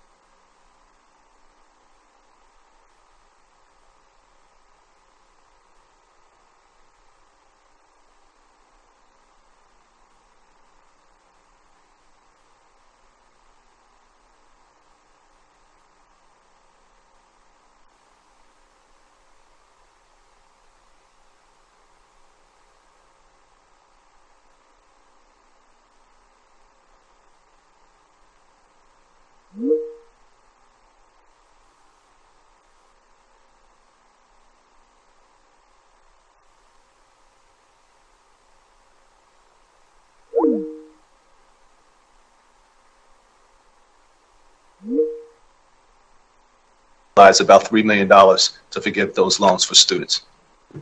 MSI is Minority Serving Institution. We receive roughly $5 million for that, which we could use pretty much for the same thing. That is for student support as well as some institutional enhancements. Okay, you can turn.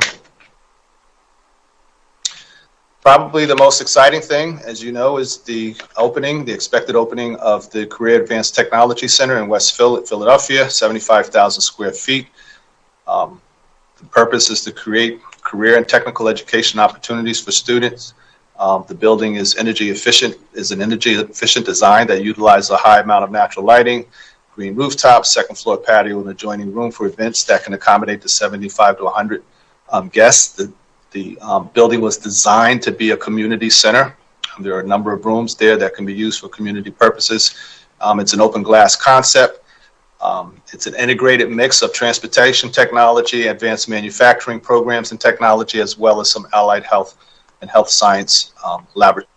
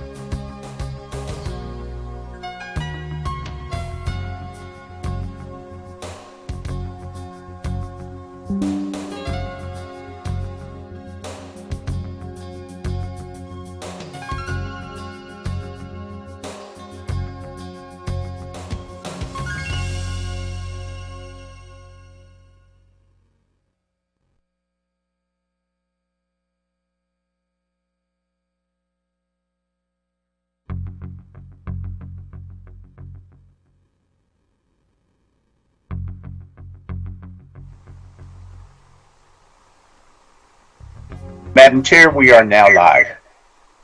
Thank you so very much. I want to apologize. This is the City Council budget hearings. This morning we did the School District of Philadelphia. This afternoon, public testimony on the school district, and we are completing the day with the presentation from Community College of Philadelphia. Dr. Generals and your team, will you please proceed or continue with your presentation? My apologies for the technical difficulties. Thank you. Thank you. And again, good afternoon to everyone. I think we were on this slide where I was explaining our Career and Advanced Technology Center, which will open up in the fall of 2022. We will begin offering classes there. It is 75,000 square feet, energy efficient, with a green rooftop, second floor patio, and adjoining rooms, with a beautiful view of Center City. The synergies will integrate transportation technologies, advanced manufacturing, and some of the entry-level health science fields such as dental tech and some of the other allied health credit programs. There will be a mix of experiential learning opportunities, including a fab lab. And at this point, and it's a growing list, our industry partners include Toyota, Ford, Nissan, and Subaru. We are working with the Navy Pipeline through the Pennsylvania Manufacturing Industries, which is an attempt at creating a link to the supply chain for the next generation of submarines for the Navy. We received the PA SMART grant that allows us to provide auto tech apprenticeships. And we just recently received the School to Career grant from the Department of Labor and Industry, where we are working in partnership with Ben Franklin, Masterbound, and West Philly High School. And I bring these up to say that once you have the facilities and you have the faculty, you can begin going after these types of industry training opportunities. The Auto Tech program is anchored by the program that we already have, which was quite small, but it has expanded. We have an exclusive program that's called the T10 program. It's a 3+2 apprenticeship. Students go to school 3 days a week and they work for 2 days a week. It's a regional program, so any student that works in any Toyota dealership will have to, any maintenance work, any mechanic, auto mechanic will have to come to this program.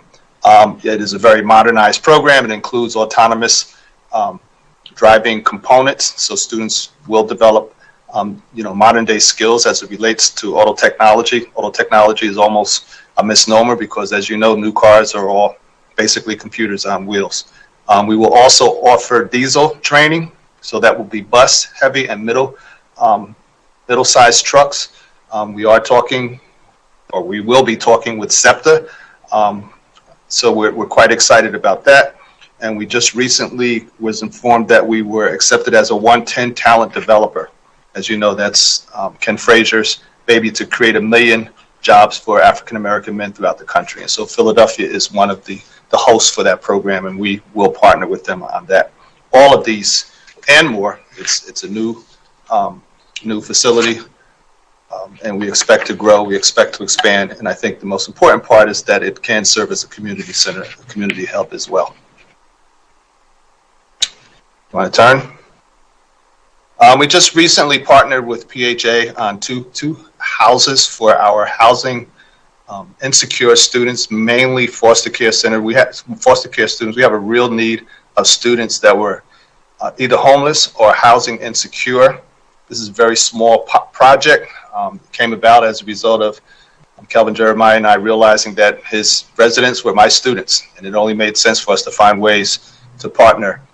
So we're hoping the partnership between the community college and the housing authority is not unique around the country. There are different variations of it. Some housing authorities offer vouchers for students. I was just out in Portland, and they are actually building a dorm. So this is the beginning of what I hope will be a successful program. These students have all types of wraparound services in addition to the housing. So they're receiving wraparound services, and the partnership included working with the city and our the City for Homeless Services and our single stop department here at the college. We found we have data that says roughly 50% of our students had some level of housing insecurity. And so this is an area that we felt was really important for us to be able to begin providing services to. We also continue to provide services through our single stop, CCP Cares, which is our fund for students. They can, if they have some type of crisis in their life and they need immediate dollars, whether it's for transportation or it could be a flat tire or whatever the need is, they can log into that CCP Cares, and within 24 hours they can get support. We also are, through our Center for Civic Engagement and Community Leadership, we continue to be a hub for CCP votes, very powerful component of the college. I truly believe Joe Biden was elected because of the work that our students did in registering folks around the city. It's an integral part of their curriculum. We refer to it as service learning. So that's a real important aspect of the education here. We have an Adopt a School program where we've adopted Spring Garden Elementary School, Warring Schools, and Bethune Schools. We have students going over there, reading the students, and just mentoring them in any way they can. As you know, the Cato expanded its eligibility. You can flip. These are just some testimonies to students who have received Cato. Idris will graduate. He will be the first Cato Scholar graduate. I love learning, and the Cato Scholarship team is helping me along the way, and I'm very grateful. I won't let this opportunity go to waste. I might have started slow in the classes, but it always takes time to get accustomed to them. I think I've gotten a grasp on them now, and it's a lot of fun. And then Chelsea, I love this scholarship, and I am so thankful that I was qualified to receive it. It makes my college experience so much easier by helping me financially, which allows for more study time and providing any extra services that I need. As you know, it's not just the tuition and fees scholarship. Students receive books, they receive a stipend, they receive all kinds of wraparound services, navigators, counselors, and so forth. The early results on the Cato Scholarship Program are indicating that they are in most indicators at least 10% higher than the regular college student in terms of retention, not graduation, because we've only graduated one, but certainly retention, persistence, and GPAs. So we're quite excited that the program is working, and it is enabling students to be successful. These are the demographics. I'll just go down to the bottom. One of the challenges, real challenges, some days I call it a crisis, in higher education is the dearth of black men coming to college and succeeding. Our data indicate that all the men at the college, it amounts to about 30% of our total population. African Americans, men of color, that number is half. It's around 15%. And then when you add or divide or subtract from that the number of students that are not successful, it's a pretty abysmal. So one of the focuses that we are really trying to work with is to increase the demographics of black men. And as you can see, the first cohort in the spring of 2021, 17% of the students were black. Second cohort in fall 2021, 16%. And then the third cohort, that number is 28%. Those are students who are enrolled in the program. Of course, we will track their academic success and ultimately their graduation. But it's extremely important for us to be able to enable and provide a means for African Americans, men, for all students, but particularly our focus is on black men. In addition to that, as you know, we have the Center for Male Engagement. Our board took my suggestion that we needed to put more money, we needed to scale up that program.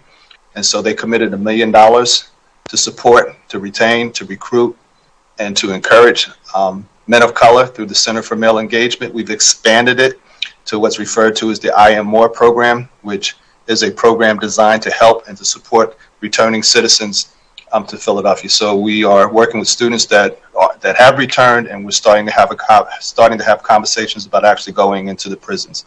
But the total goal is to lift all boats, and we think that $1 million will go a long way to doing that. Our commitment and our demonstrated commitment bodes well for our ability to get federal dollars through the Minority Serving Institutions program. And we continue to receive dollars in conjunction and partnership with the monies that the college has committed. So, you know, I think our board needs to really receive a lot of credit for putting forth that effort, and we're quite proud of it. And by the way, we are working with community organizations throughout the city. We're working with the mayor's office for black, I think it's for black men, and the stated goal is to create a broad net of support throughout the city, so that we can get students into the college and ultimately into training and ultimately into jobs. As you know, dual enrollment programs is a huge part of what we do.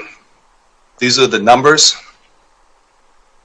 77 schools includes homeschooled and students under 21 years old actively enrolled in GED programs. The base population is 1,200. Year one, it was 1,408. Year two, 1,500. Year three, 1,700 students are here as dual enrollment students. As you know, we also have the Parkway Central Middle College program. Last year, we graduated our first class. It was a little under 100 students graduated. They're now moving through and into their senior year in college. These are students that just graduated high school last year.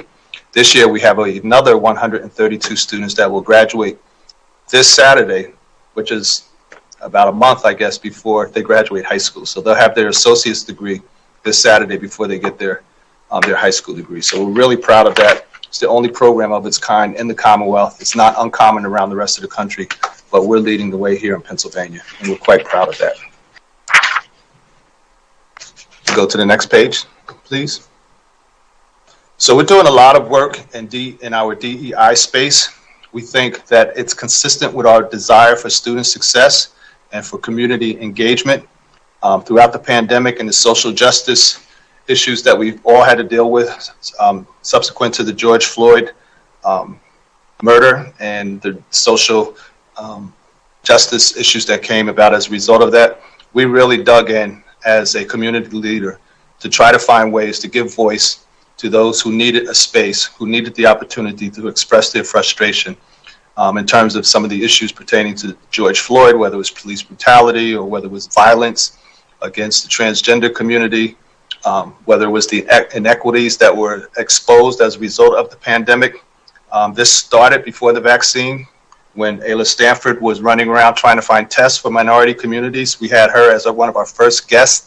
Not only did she explain the importance of getting tested, but she, as a scientist, as a doctor, she provided a great presentation on the virus and how serious it was. At that time, this was this was May. This was probably May of 2020, so it was just beginning. We knew nothing about it. She knew quite a bit about it. So we had her. We had a number of retired police officers come in and talk about the importance of community policing and how valuable it was for the community writ large and the police community and those who support the police community to come together to provide the kind of policing that we all hope to be able to have. We talked about economic injustice at that time. So many people were laid off. I'd like to say that I'm quite proud of the fact that we didn't have to lay anybody off. We managed, and we did receive help from the federal government. But unlike so many other places in the city, we were able to keep people employed through the dark days of the pandemic. But so we've made the commitment to become an anti-racist institution. The college previously had 5 pillars: student success, workforce development, economic stability, community engagement, and we've added a 6th pillar, which will now be our DEI pillar. That pillar will include a commitment to becoming an anti-racist institution. We've engaged 127 employees who participated in a number of listening sessions. We've hired Gold Enterprise to come in and facilitate these conversations with our faculty and staff, and we're developing curriculum so this concept will be infused throughout the curriculum throughout the college. As you know, anti-racism has to do with not just proclaiming the fact that you're not a racist, but proclaiming the things, or at least exercising things that will eradicate institutional racism that might be a part of your organization. But in addition to that, some of the hiring strategies, our DEI director serves as a vote on all of our committees. As you know, in higher ed, faculty are hired by committee, by their department. So we were able to negotiate having our DEI director have a vote on those committees. Every committee must go through DEI training. We created a faculty fellowship program whereby part-time faculty will go through a year of coaching and being mentored. And at the end of that, they have certain provisions that enable them to have a leg up on opening jobs. We've been able to hire 4 faculty of color as a result of that. And our affinity groups, and we've encouraged affinity groups amongst faculty and staff of color. So thus far, the African Americans have created an affinity group coming under the umbrella of the President's DEI committee They will be supported with finances for lectures, for speakers, for travel, and so forth. Again, the idea is to try to empower people with the importance of DEI. In terms of our spend on capital purchases, professional services, our total spend this year is $5 million. This does not include construction. And the total minority-owned, women-owned, total minority-owned, and women-owned, veterans, LGBTQ, and disabled-owned was 55.78. Women-owned, of course, was the largest at 39%. Total minority-owned, being men and women of color, was 15%. Women only 6%. Men only 8%.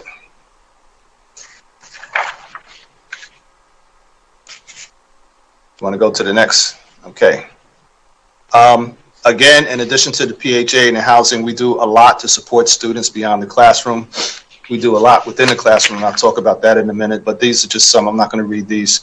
We have the Women's Outreach Center, which does quite a bit. They were able to secure a grant through the federal government C Campus, whereby students get up to $800 a month for childcare support. To date, we have about 55 students that have been able to take advantage of that. And again, the Single Stop program is an area where people can get holistic services for whatever their needs might be. We did receive RACB funding, $5 million. And over the course of the next year, we will build out a space that has been dormant for, I don't know, prior to my arrival here. It used to be an old cafeteria. And the idea is we'll build out these spaces for student basic needs and the student center that will enable students to have a place where they can go and they can get financial support, they can get legal support, they can get whatever kind of basic support that they need in order to be successful. We've adapted the idea, thinking of Maslow's hierarchy. You can't self-actualize until you've taken care of the basic needs. And we just have so many students that are either hungry, have hunger insecurities, housing insecurities, legal. Many of them have relationships that have gone bad. So we want to create a place, a safe place where they can go, where they can seek the counseling, seek the advice that they need so that they can stand on firm grounds as they move through their classrooms.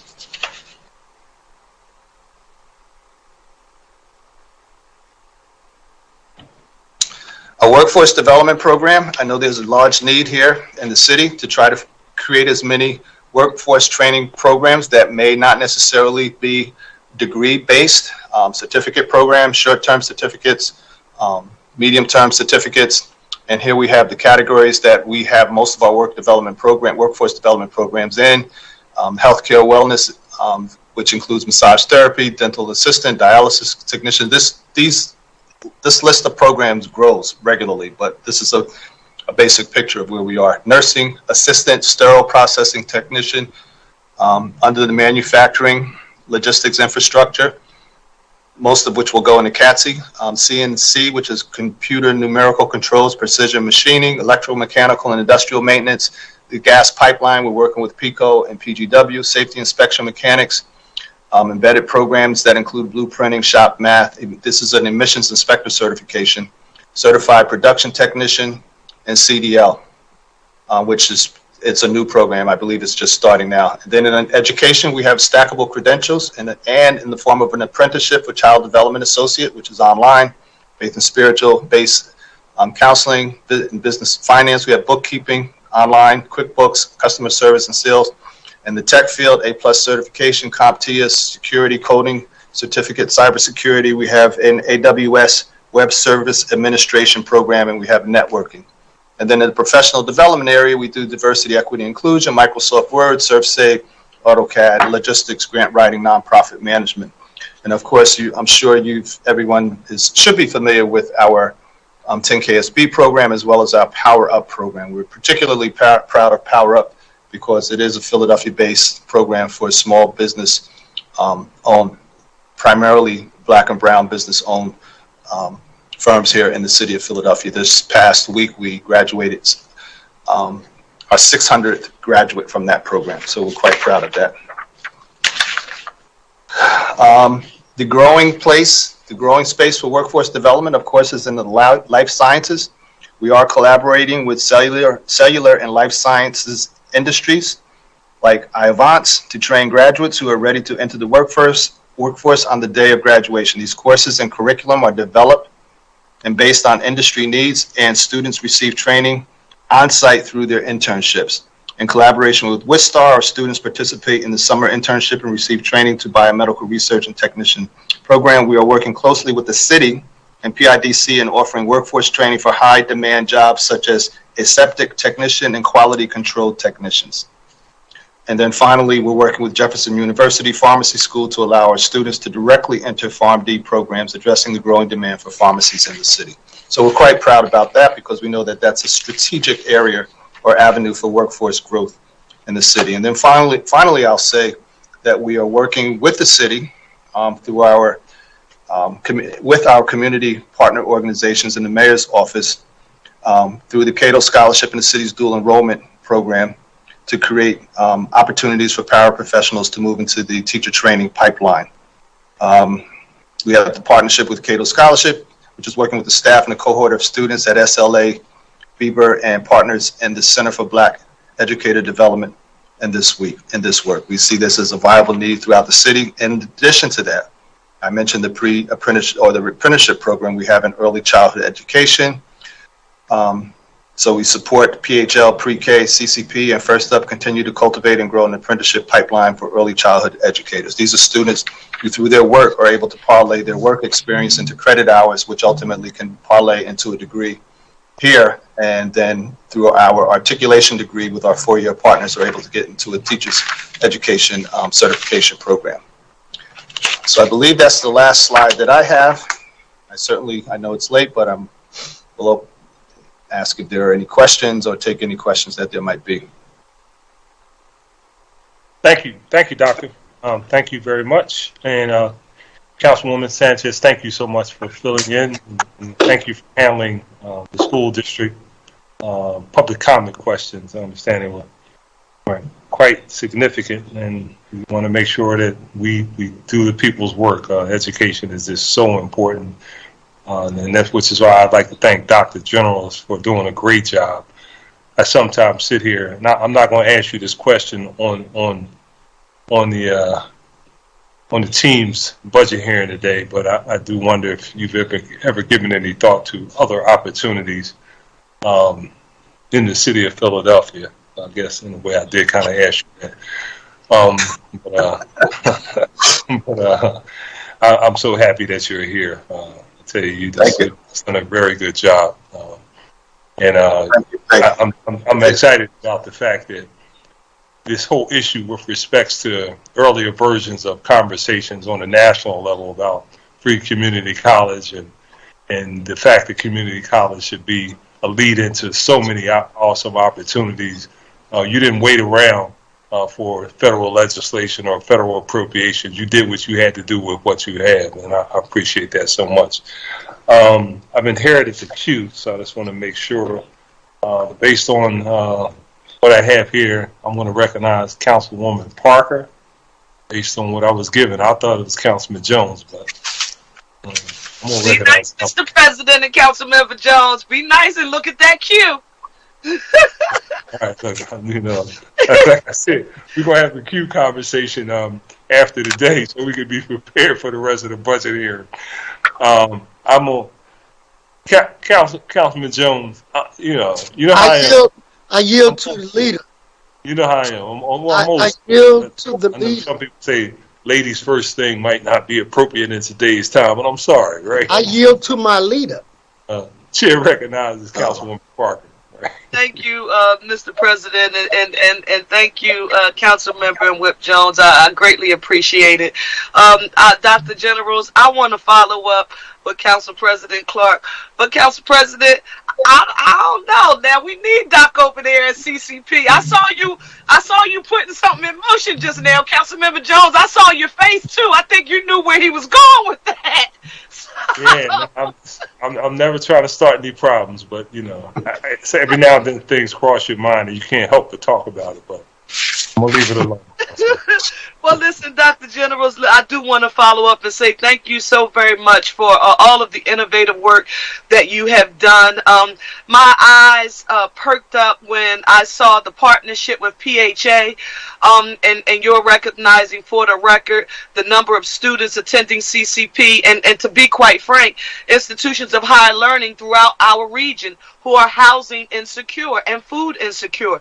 We have a Catholic school in the 9th District called St. Athanasians, and they had like an apartment complex that the nuns used to stay in, and it is no longer in use, so they converted that to what is now called the St. Raymond's House, and they do exactly what you just described CCP is doing, that is providing housing for college students in Philadelphia who are housing insecure. So thank you for that. I also want to give a huge thanks to the entire team, and while I'm saying thank you, Carl, Power Up, Makisha, all of our interactions, I have to go to something that is not so pleasing to representatives of Northwest Philadelphia, and I need you to just get it on the record as succinctly as you can. Tell us what's happening. We saw that enrollment is down. CCP is not the only community college or institution of higher learning. It's happening across the nation. Councilmember Jones and Gautier, I was excited to see the Career and Advanced Technology Center in West Philadelphia, and that's wonderful, but it's not so good news for the Northwest campus. And I want you to make sure we just put that on the record, Doc, to affirm for us what's happening there. And I've got two other questions that I have to get on the record, so if you could be succinct. Sure. So the Northwest enrollment was the problem. It's bittersweet because during the pandemic, students moved to online, and now that the pandemic's over, many of them continue to be online. So we didn't have the enrollment that could sustain it. And then the second problem was the building needs work. It needs infrastructure work. There are huge structural challenges there, and I mean like walls that are crumbling. We never outfitted the third floor. We've always had problems with cafeteria or food space. So we felt it was in the best interest of all things considered to just put a pause on it and to figure out, what's the way forward? What's the particular programs? What's the population that we could focus on in terms of programs? What could anchor it?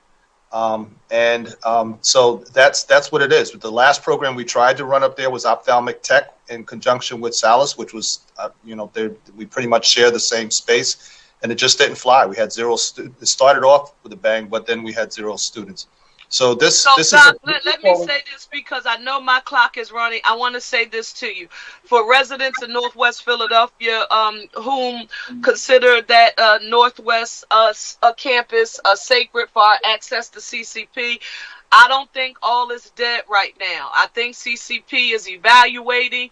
I think we should give Dr. Generals and his team the ability to get, the bright minds in the room and come up with the most innovative strategy possible to see how we can make that location an effective and efficient part of a CCP education. So, Dr. Generals, I look forward to working with you on that. Also, special shout out to Parkway, the Middle College. Really excited about that, seeing those red and white shirts in your slide motto for the nation. And then Power Up Your Business. I want you to, and you said this, and this goes to show you that you can do a lot with a little bit. 600 graduates, small businesses, Black and brown small business owners across the city of Philadelphia. And Doc, you mentioned both of these programs in the same sentence. I was excited to learn from the Goldman Sachs. I went to speak at a couple of their programs, and every time I spoke, they acknowledged that Power Up Your Business has become the unofficial feeder for 10KSB. Tell us about, if you will, what that's like now. You're exactly right.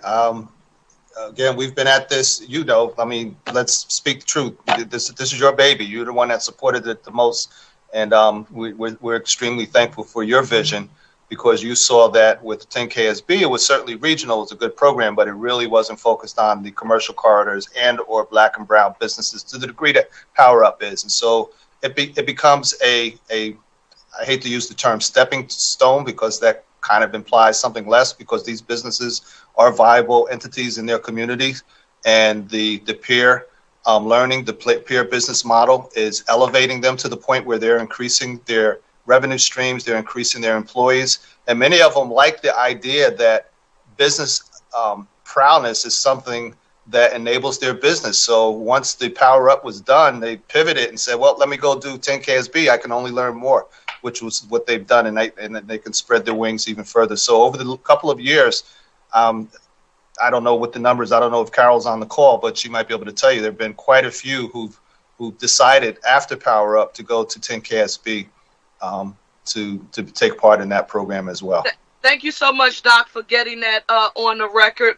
I want to close out with this. And Mr. President, this is when I think I started thinking what you were thinking. I looked at that slide on workforce development and looked how very succinctly, like Dr. Generals, Mr. President, and Councilmember Jones, they know I'm a one-stop shop person. I like standard operating procedures. I like information in one place where you don't have to be connected to anybody powerful or anybody special to get access to what's being provided. And the way you succinctly had that list, I know Councilmember Gilmore Richardson was saying, this is what I'm talking about. This is what I'm talking about. We know what you're doing with Fleet.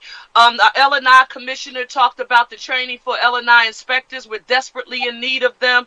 I talked about in our neighborhood safety and community policing plan, extending our Explorers program, similar to the Boston and or Chicago models. And quite frankly, I just want to get this on the record. I am a firm believer that CCP, along with our school district of Philadelphia, they should be the foundational places that Philadelphia residents looking to be employed with the city of Philadelphia in any way, shape, or form. You should be our vehicle. We are not there. We are coming along, inching slowly, but I wanted to get that on the record. And finally, Mr. President, there was a slide where you had two members.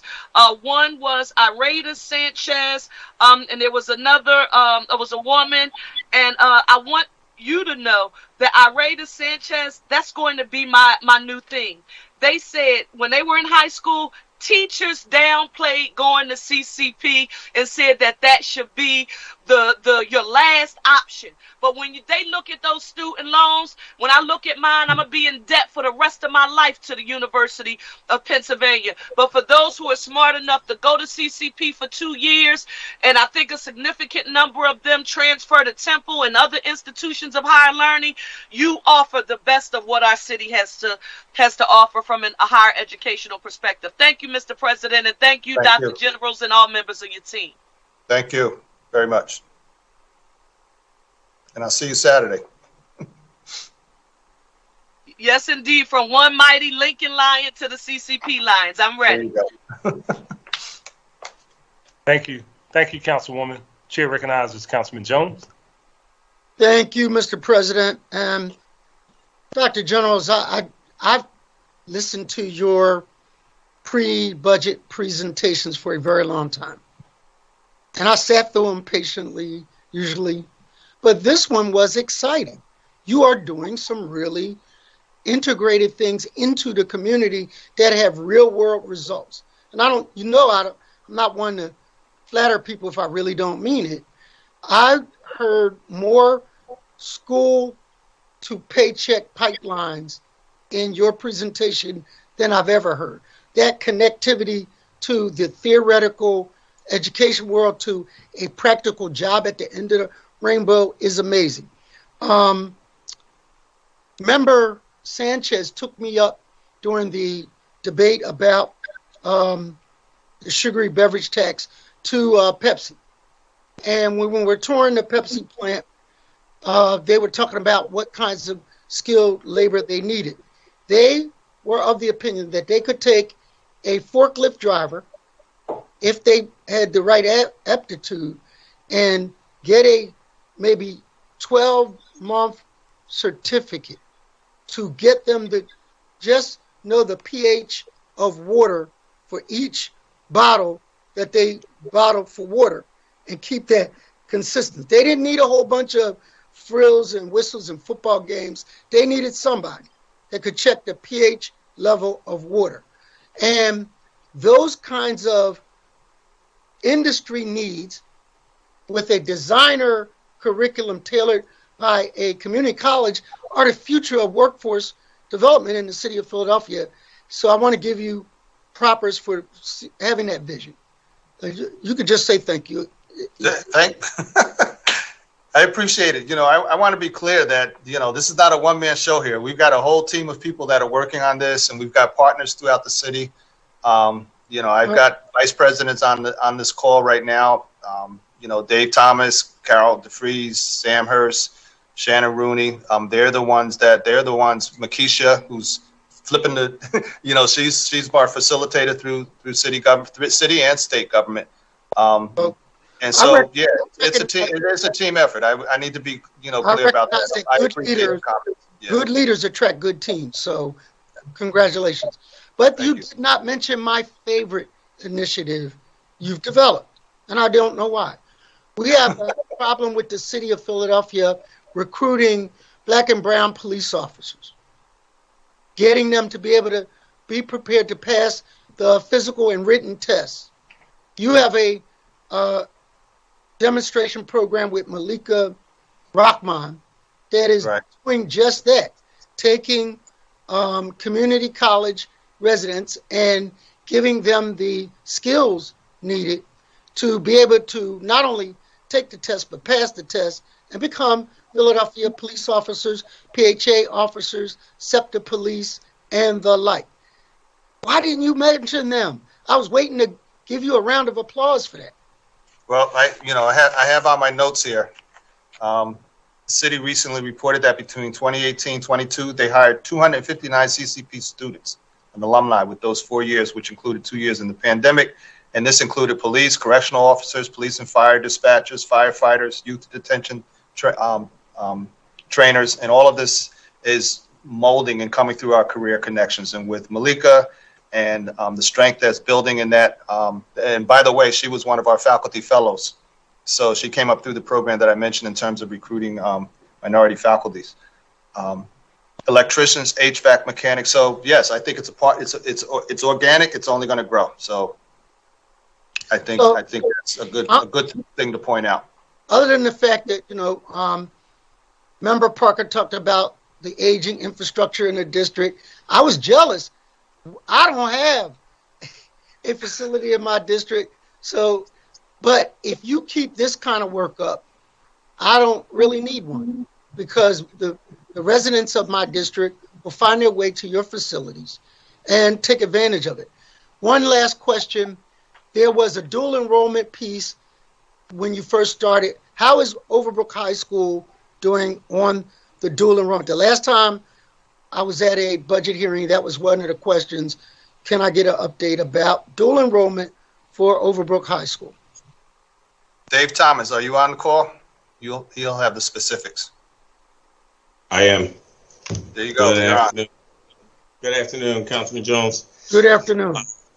Good to see you. So, yes, last time we spoke, I was in conversations with Principal Lee at Overbrook. I believe last year we had put together a plan to enroll a small number of students. I always defer to the principals because they make those calls. So we wanted to enroll a small number of students. We want to start about 5 students and wrap around some supports for those students to go through and take some courses. We did start that. We only had about 3 students that actually completed for this semester. And I think it had everything to do with the fact that we were online and remote learning was just a challenge for those students. So we are revisiting that as we're moving forward to increase that number. Well, if you could, that's one of those political answers. I recognize it when you find out, will you tell me, please? I certainly shall. Matter of fact, we should all probably visit Principal Lee together. I know Morgan Cephas as well is interested in increasing this pipeline. So I'm in conversations with everybody around that. So yes, sir. All right. Just a side note, Morgan Cephas is one of our newest board members. Congratulations to Morgan Cephas of Central. She could not get into Overbrook. It was an exclusive admit, but she did good with the Central. You're talking to another Central alum here, Councilman Jones. I'm just letting you know. Lancer power, I get it. All right. Thank you very much, Mr. President. Thank you. Thank you. President, Thank you, Councilman. thank you. Chair recognizes Councilwoman Catherine Gilmore Richardson. Thank you. Thank you so much, Council President, and thank you, Dr. Generals, and to the board and the entire team at Community College of Philadelphia. Certainly appreciate the work that you all are continuing to do, particularly around workforce development, which is an area that I deeply, deeply care about and have continued to work through during my time here in Council. And so I wanted to start where our Majority Leader, Councilmember Parker, left off in talking about some of the workforce development programs that you all have. And the one I wanted to really drill down on was the program with helping us to increase the amount of L&I code enforcement inspectors in the city of Philadelphia. And so I understand you all are in partnership with L&I and are working to implement a technical code enforcement coursework into the construction management degree program. And so if you could just give us an update about that work and, when will the coursework be fully implemented into your already existing construction management program? And will the new coursework that you all intertwine into the program be required of all construction management students? And if so, how many students will it impact? I just wanted to know more about that program and building that pipeline for us because, we have a definite shortage of L&I code enforcement inspectors. Sure. So we've definitely started the program. Started the conversations and moved down the road. It was a bunch of starts and stops. I know that we needed to have from them a content specialist, precisely what they're needing as we mold this into a curriculum and then ultimately a credit program. I don't know if Carol's on the phone, or I know, Makisha, you spoke to this the other day. Maybe you can give a more recent update. Hi, it's Carol DeFries. I'm here. And I'm happy to chat a little bit more. We're actually meeting with L&I, I think within the next week, to move forward in beginning to craft the more content-specific information that we need to incorporate into the credit-based program. But also, when we were talking earlier about innovative programs, the concept that we've pitched to L&I is to make that both credit and non-credit based, so that individuals who are may come to the career with the requisite experience, so someone who's worked in construction but maybe no longer can physically do construction and needs the technical codes, can take that portion as a non-credit and be certified to become hired by the city L&I department, in addition to creating a pipeline of individuals in our construction management program that would be new to construction management or the construction field in general. And we've talked a little bit about how we can also begin to make that connection with the school district CTE schools, so that students who are, and talking with our enrollment folks, students who are interested in that field view it as a viable option, as opposed to just going out and actually doing the construction themselves, but viewing that as a really good paying job, because they are very good, and obviously a city job has a great pension, and it's not as physically taxing, but requires all the same level of information and expertise.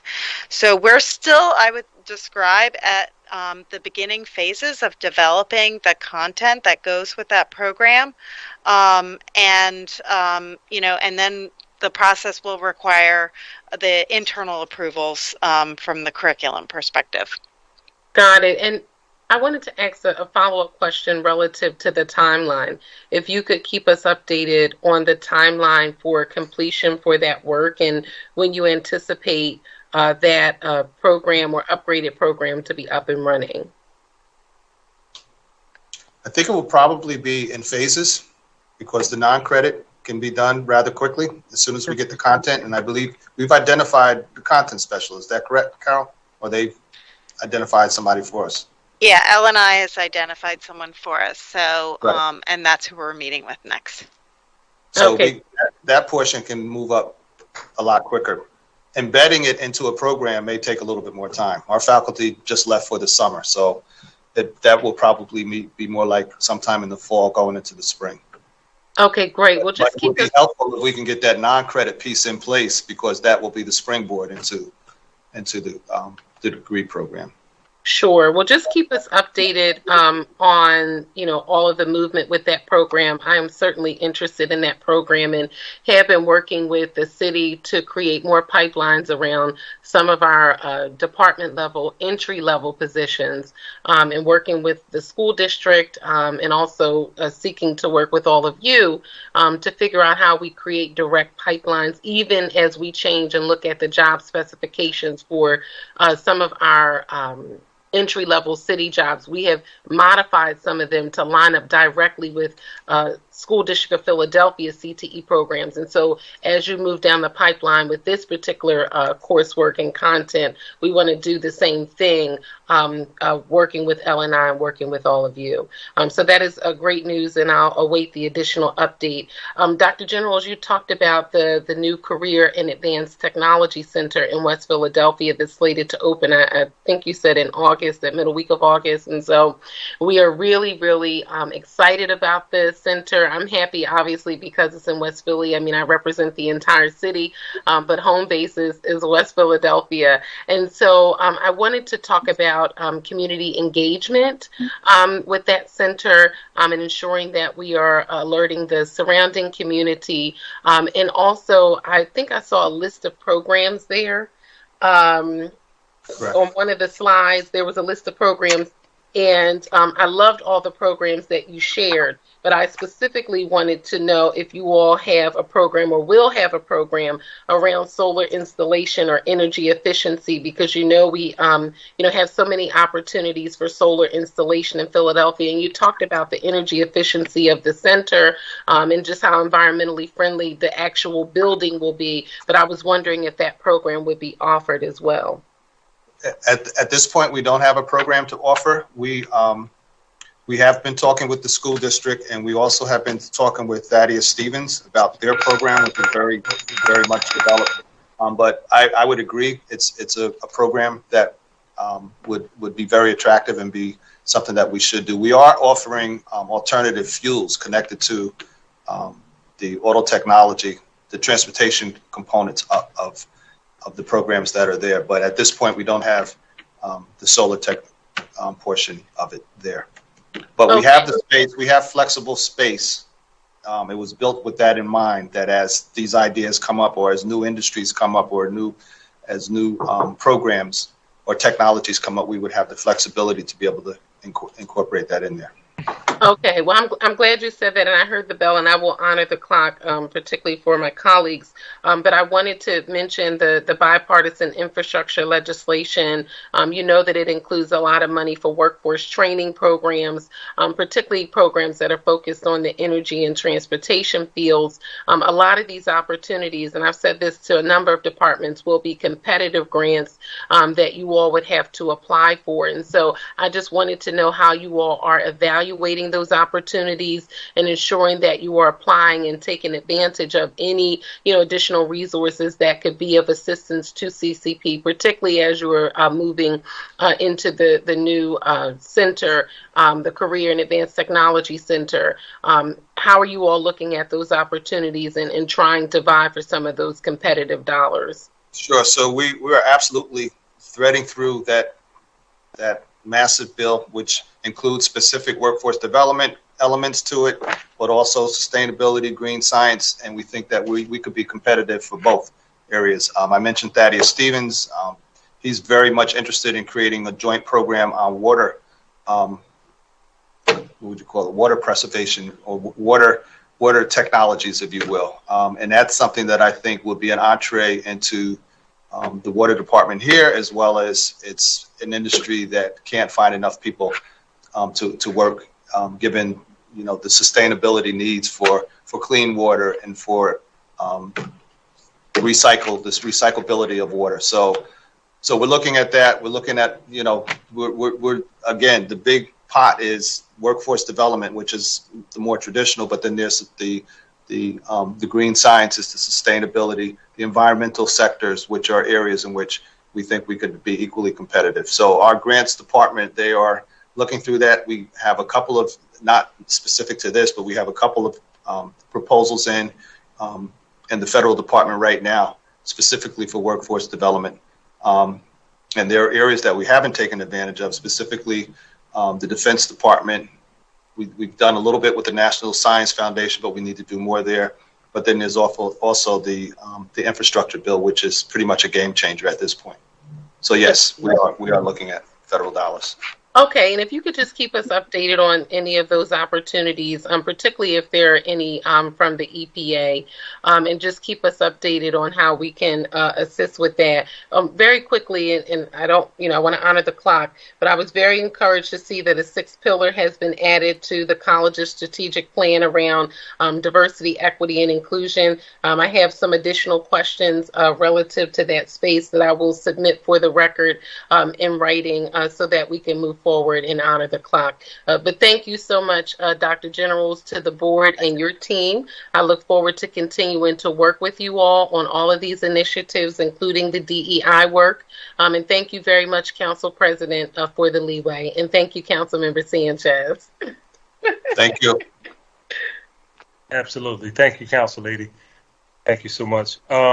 Chair recognizes Councilwoman Cornelia Sanchez. I definitely don't want to be between dinner and and everyone here. Thank you very much, Council President Clark. I just wanted to echo some of the sentiments of my colleagues and really thank Dr. Generals and his whole entire team. As you can see from his program offering, that community college is the workforce college of the city of Philadelphia. And as such, I'm pleased to see that, for the first time in a long time, we're not fighting around his budget, but really talking about how does he grow more. And I just want to thank him because we've set him up for some challenges around some of this workforce stuff and working with city departments and others. And his team, as he mentioned, have been incredible troopers in that. And I just want to echo Councilman Jones' sentiment. We need a robust dual admit program. And I know you did a lot of work with Dr. Height. We have 2,000 young people in a dual admit program. We need 5,000 young people in a dual admit program. And that will allow us to continue to grow the CCP system in every neighborhood in the city of Philadelphia. So I just wanted to thank the team and echo what you said, Council President. Dr. Generals didn't wait for us. He just kept going. And I really want to encourage them to continue to do that and look forward to this new high flex model that they're going to be introducing or are using at the college that really will allow young people and working people and parents and young parents to be able to either attend in person or using technology. I think that's the new way. And community college doing that and acknowledging that is another example of how they're ahead of the curve on some of this. So I just want to thank the entire team. Look forward to continuing to work with them. Thank you, Dr. Generals. Thank you. Thank you, Councilwoman. That appears to be all of the questions from members of the committee for this particular witness. And with that being the case, Dr. Generals, I want to thank you and your team so much for all the awesome work you do. I look forward to continuing to have further discussion on how we can enhance your ability to do what you do for the citizens of the city of Philadelphia. And like Councilwoman Sanchez says, it's good to have a conversation without fighting over money for once for the school. And I want to thank the Kinney administration for that. So there being no additional questions, the committee will stand in recess until Monday, May 9th at 10 a.m., at which time we will reconvene on Microsoft's team. Thank you all very much. We appreciate it. Keep up the good work. Thank you. Good night. Good night.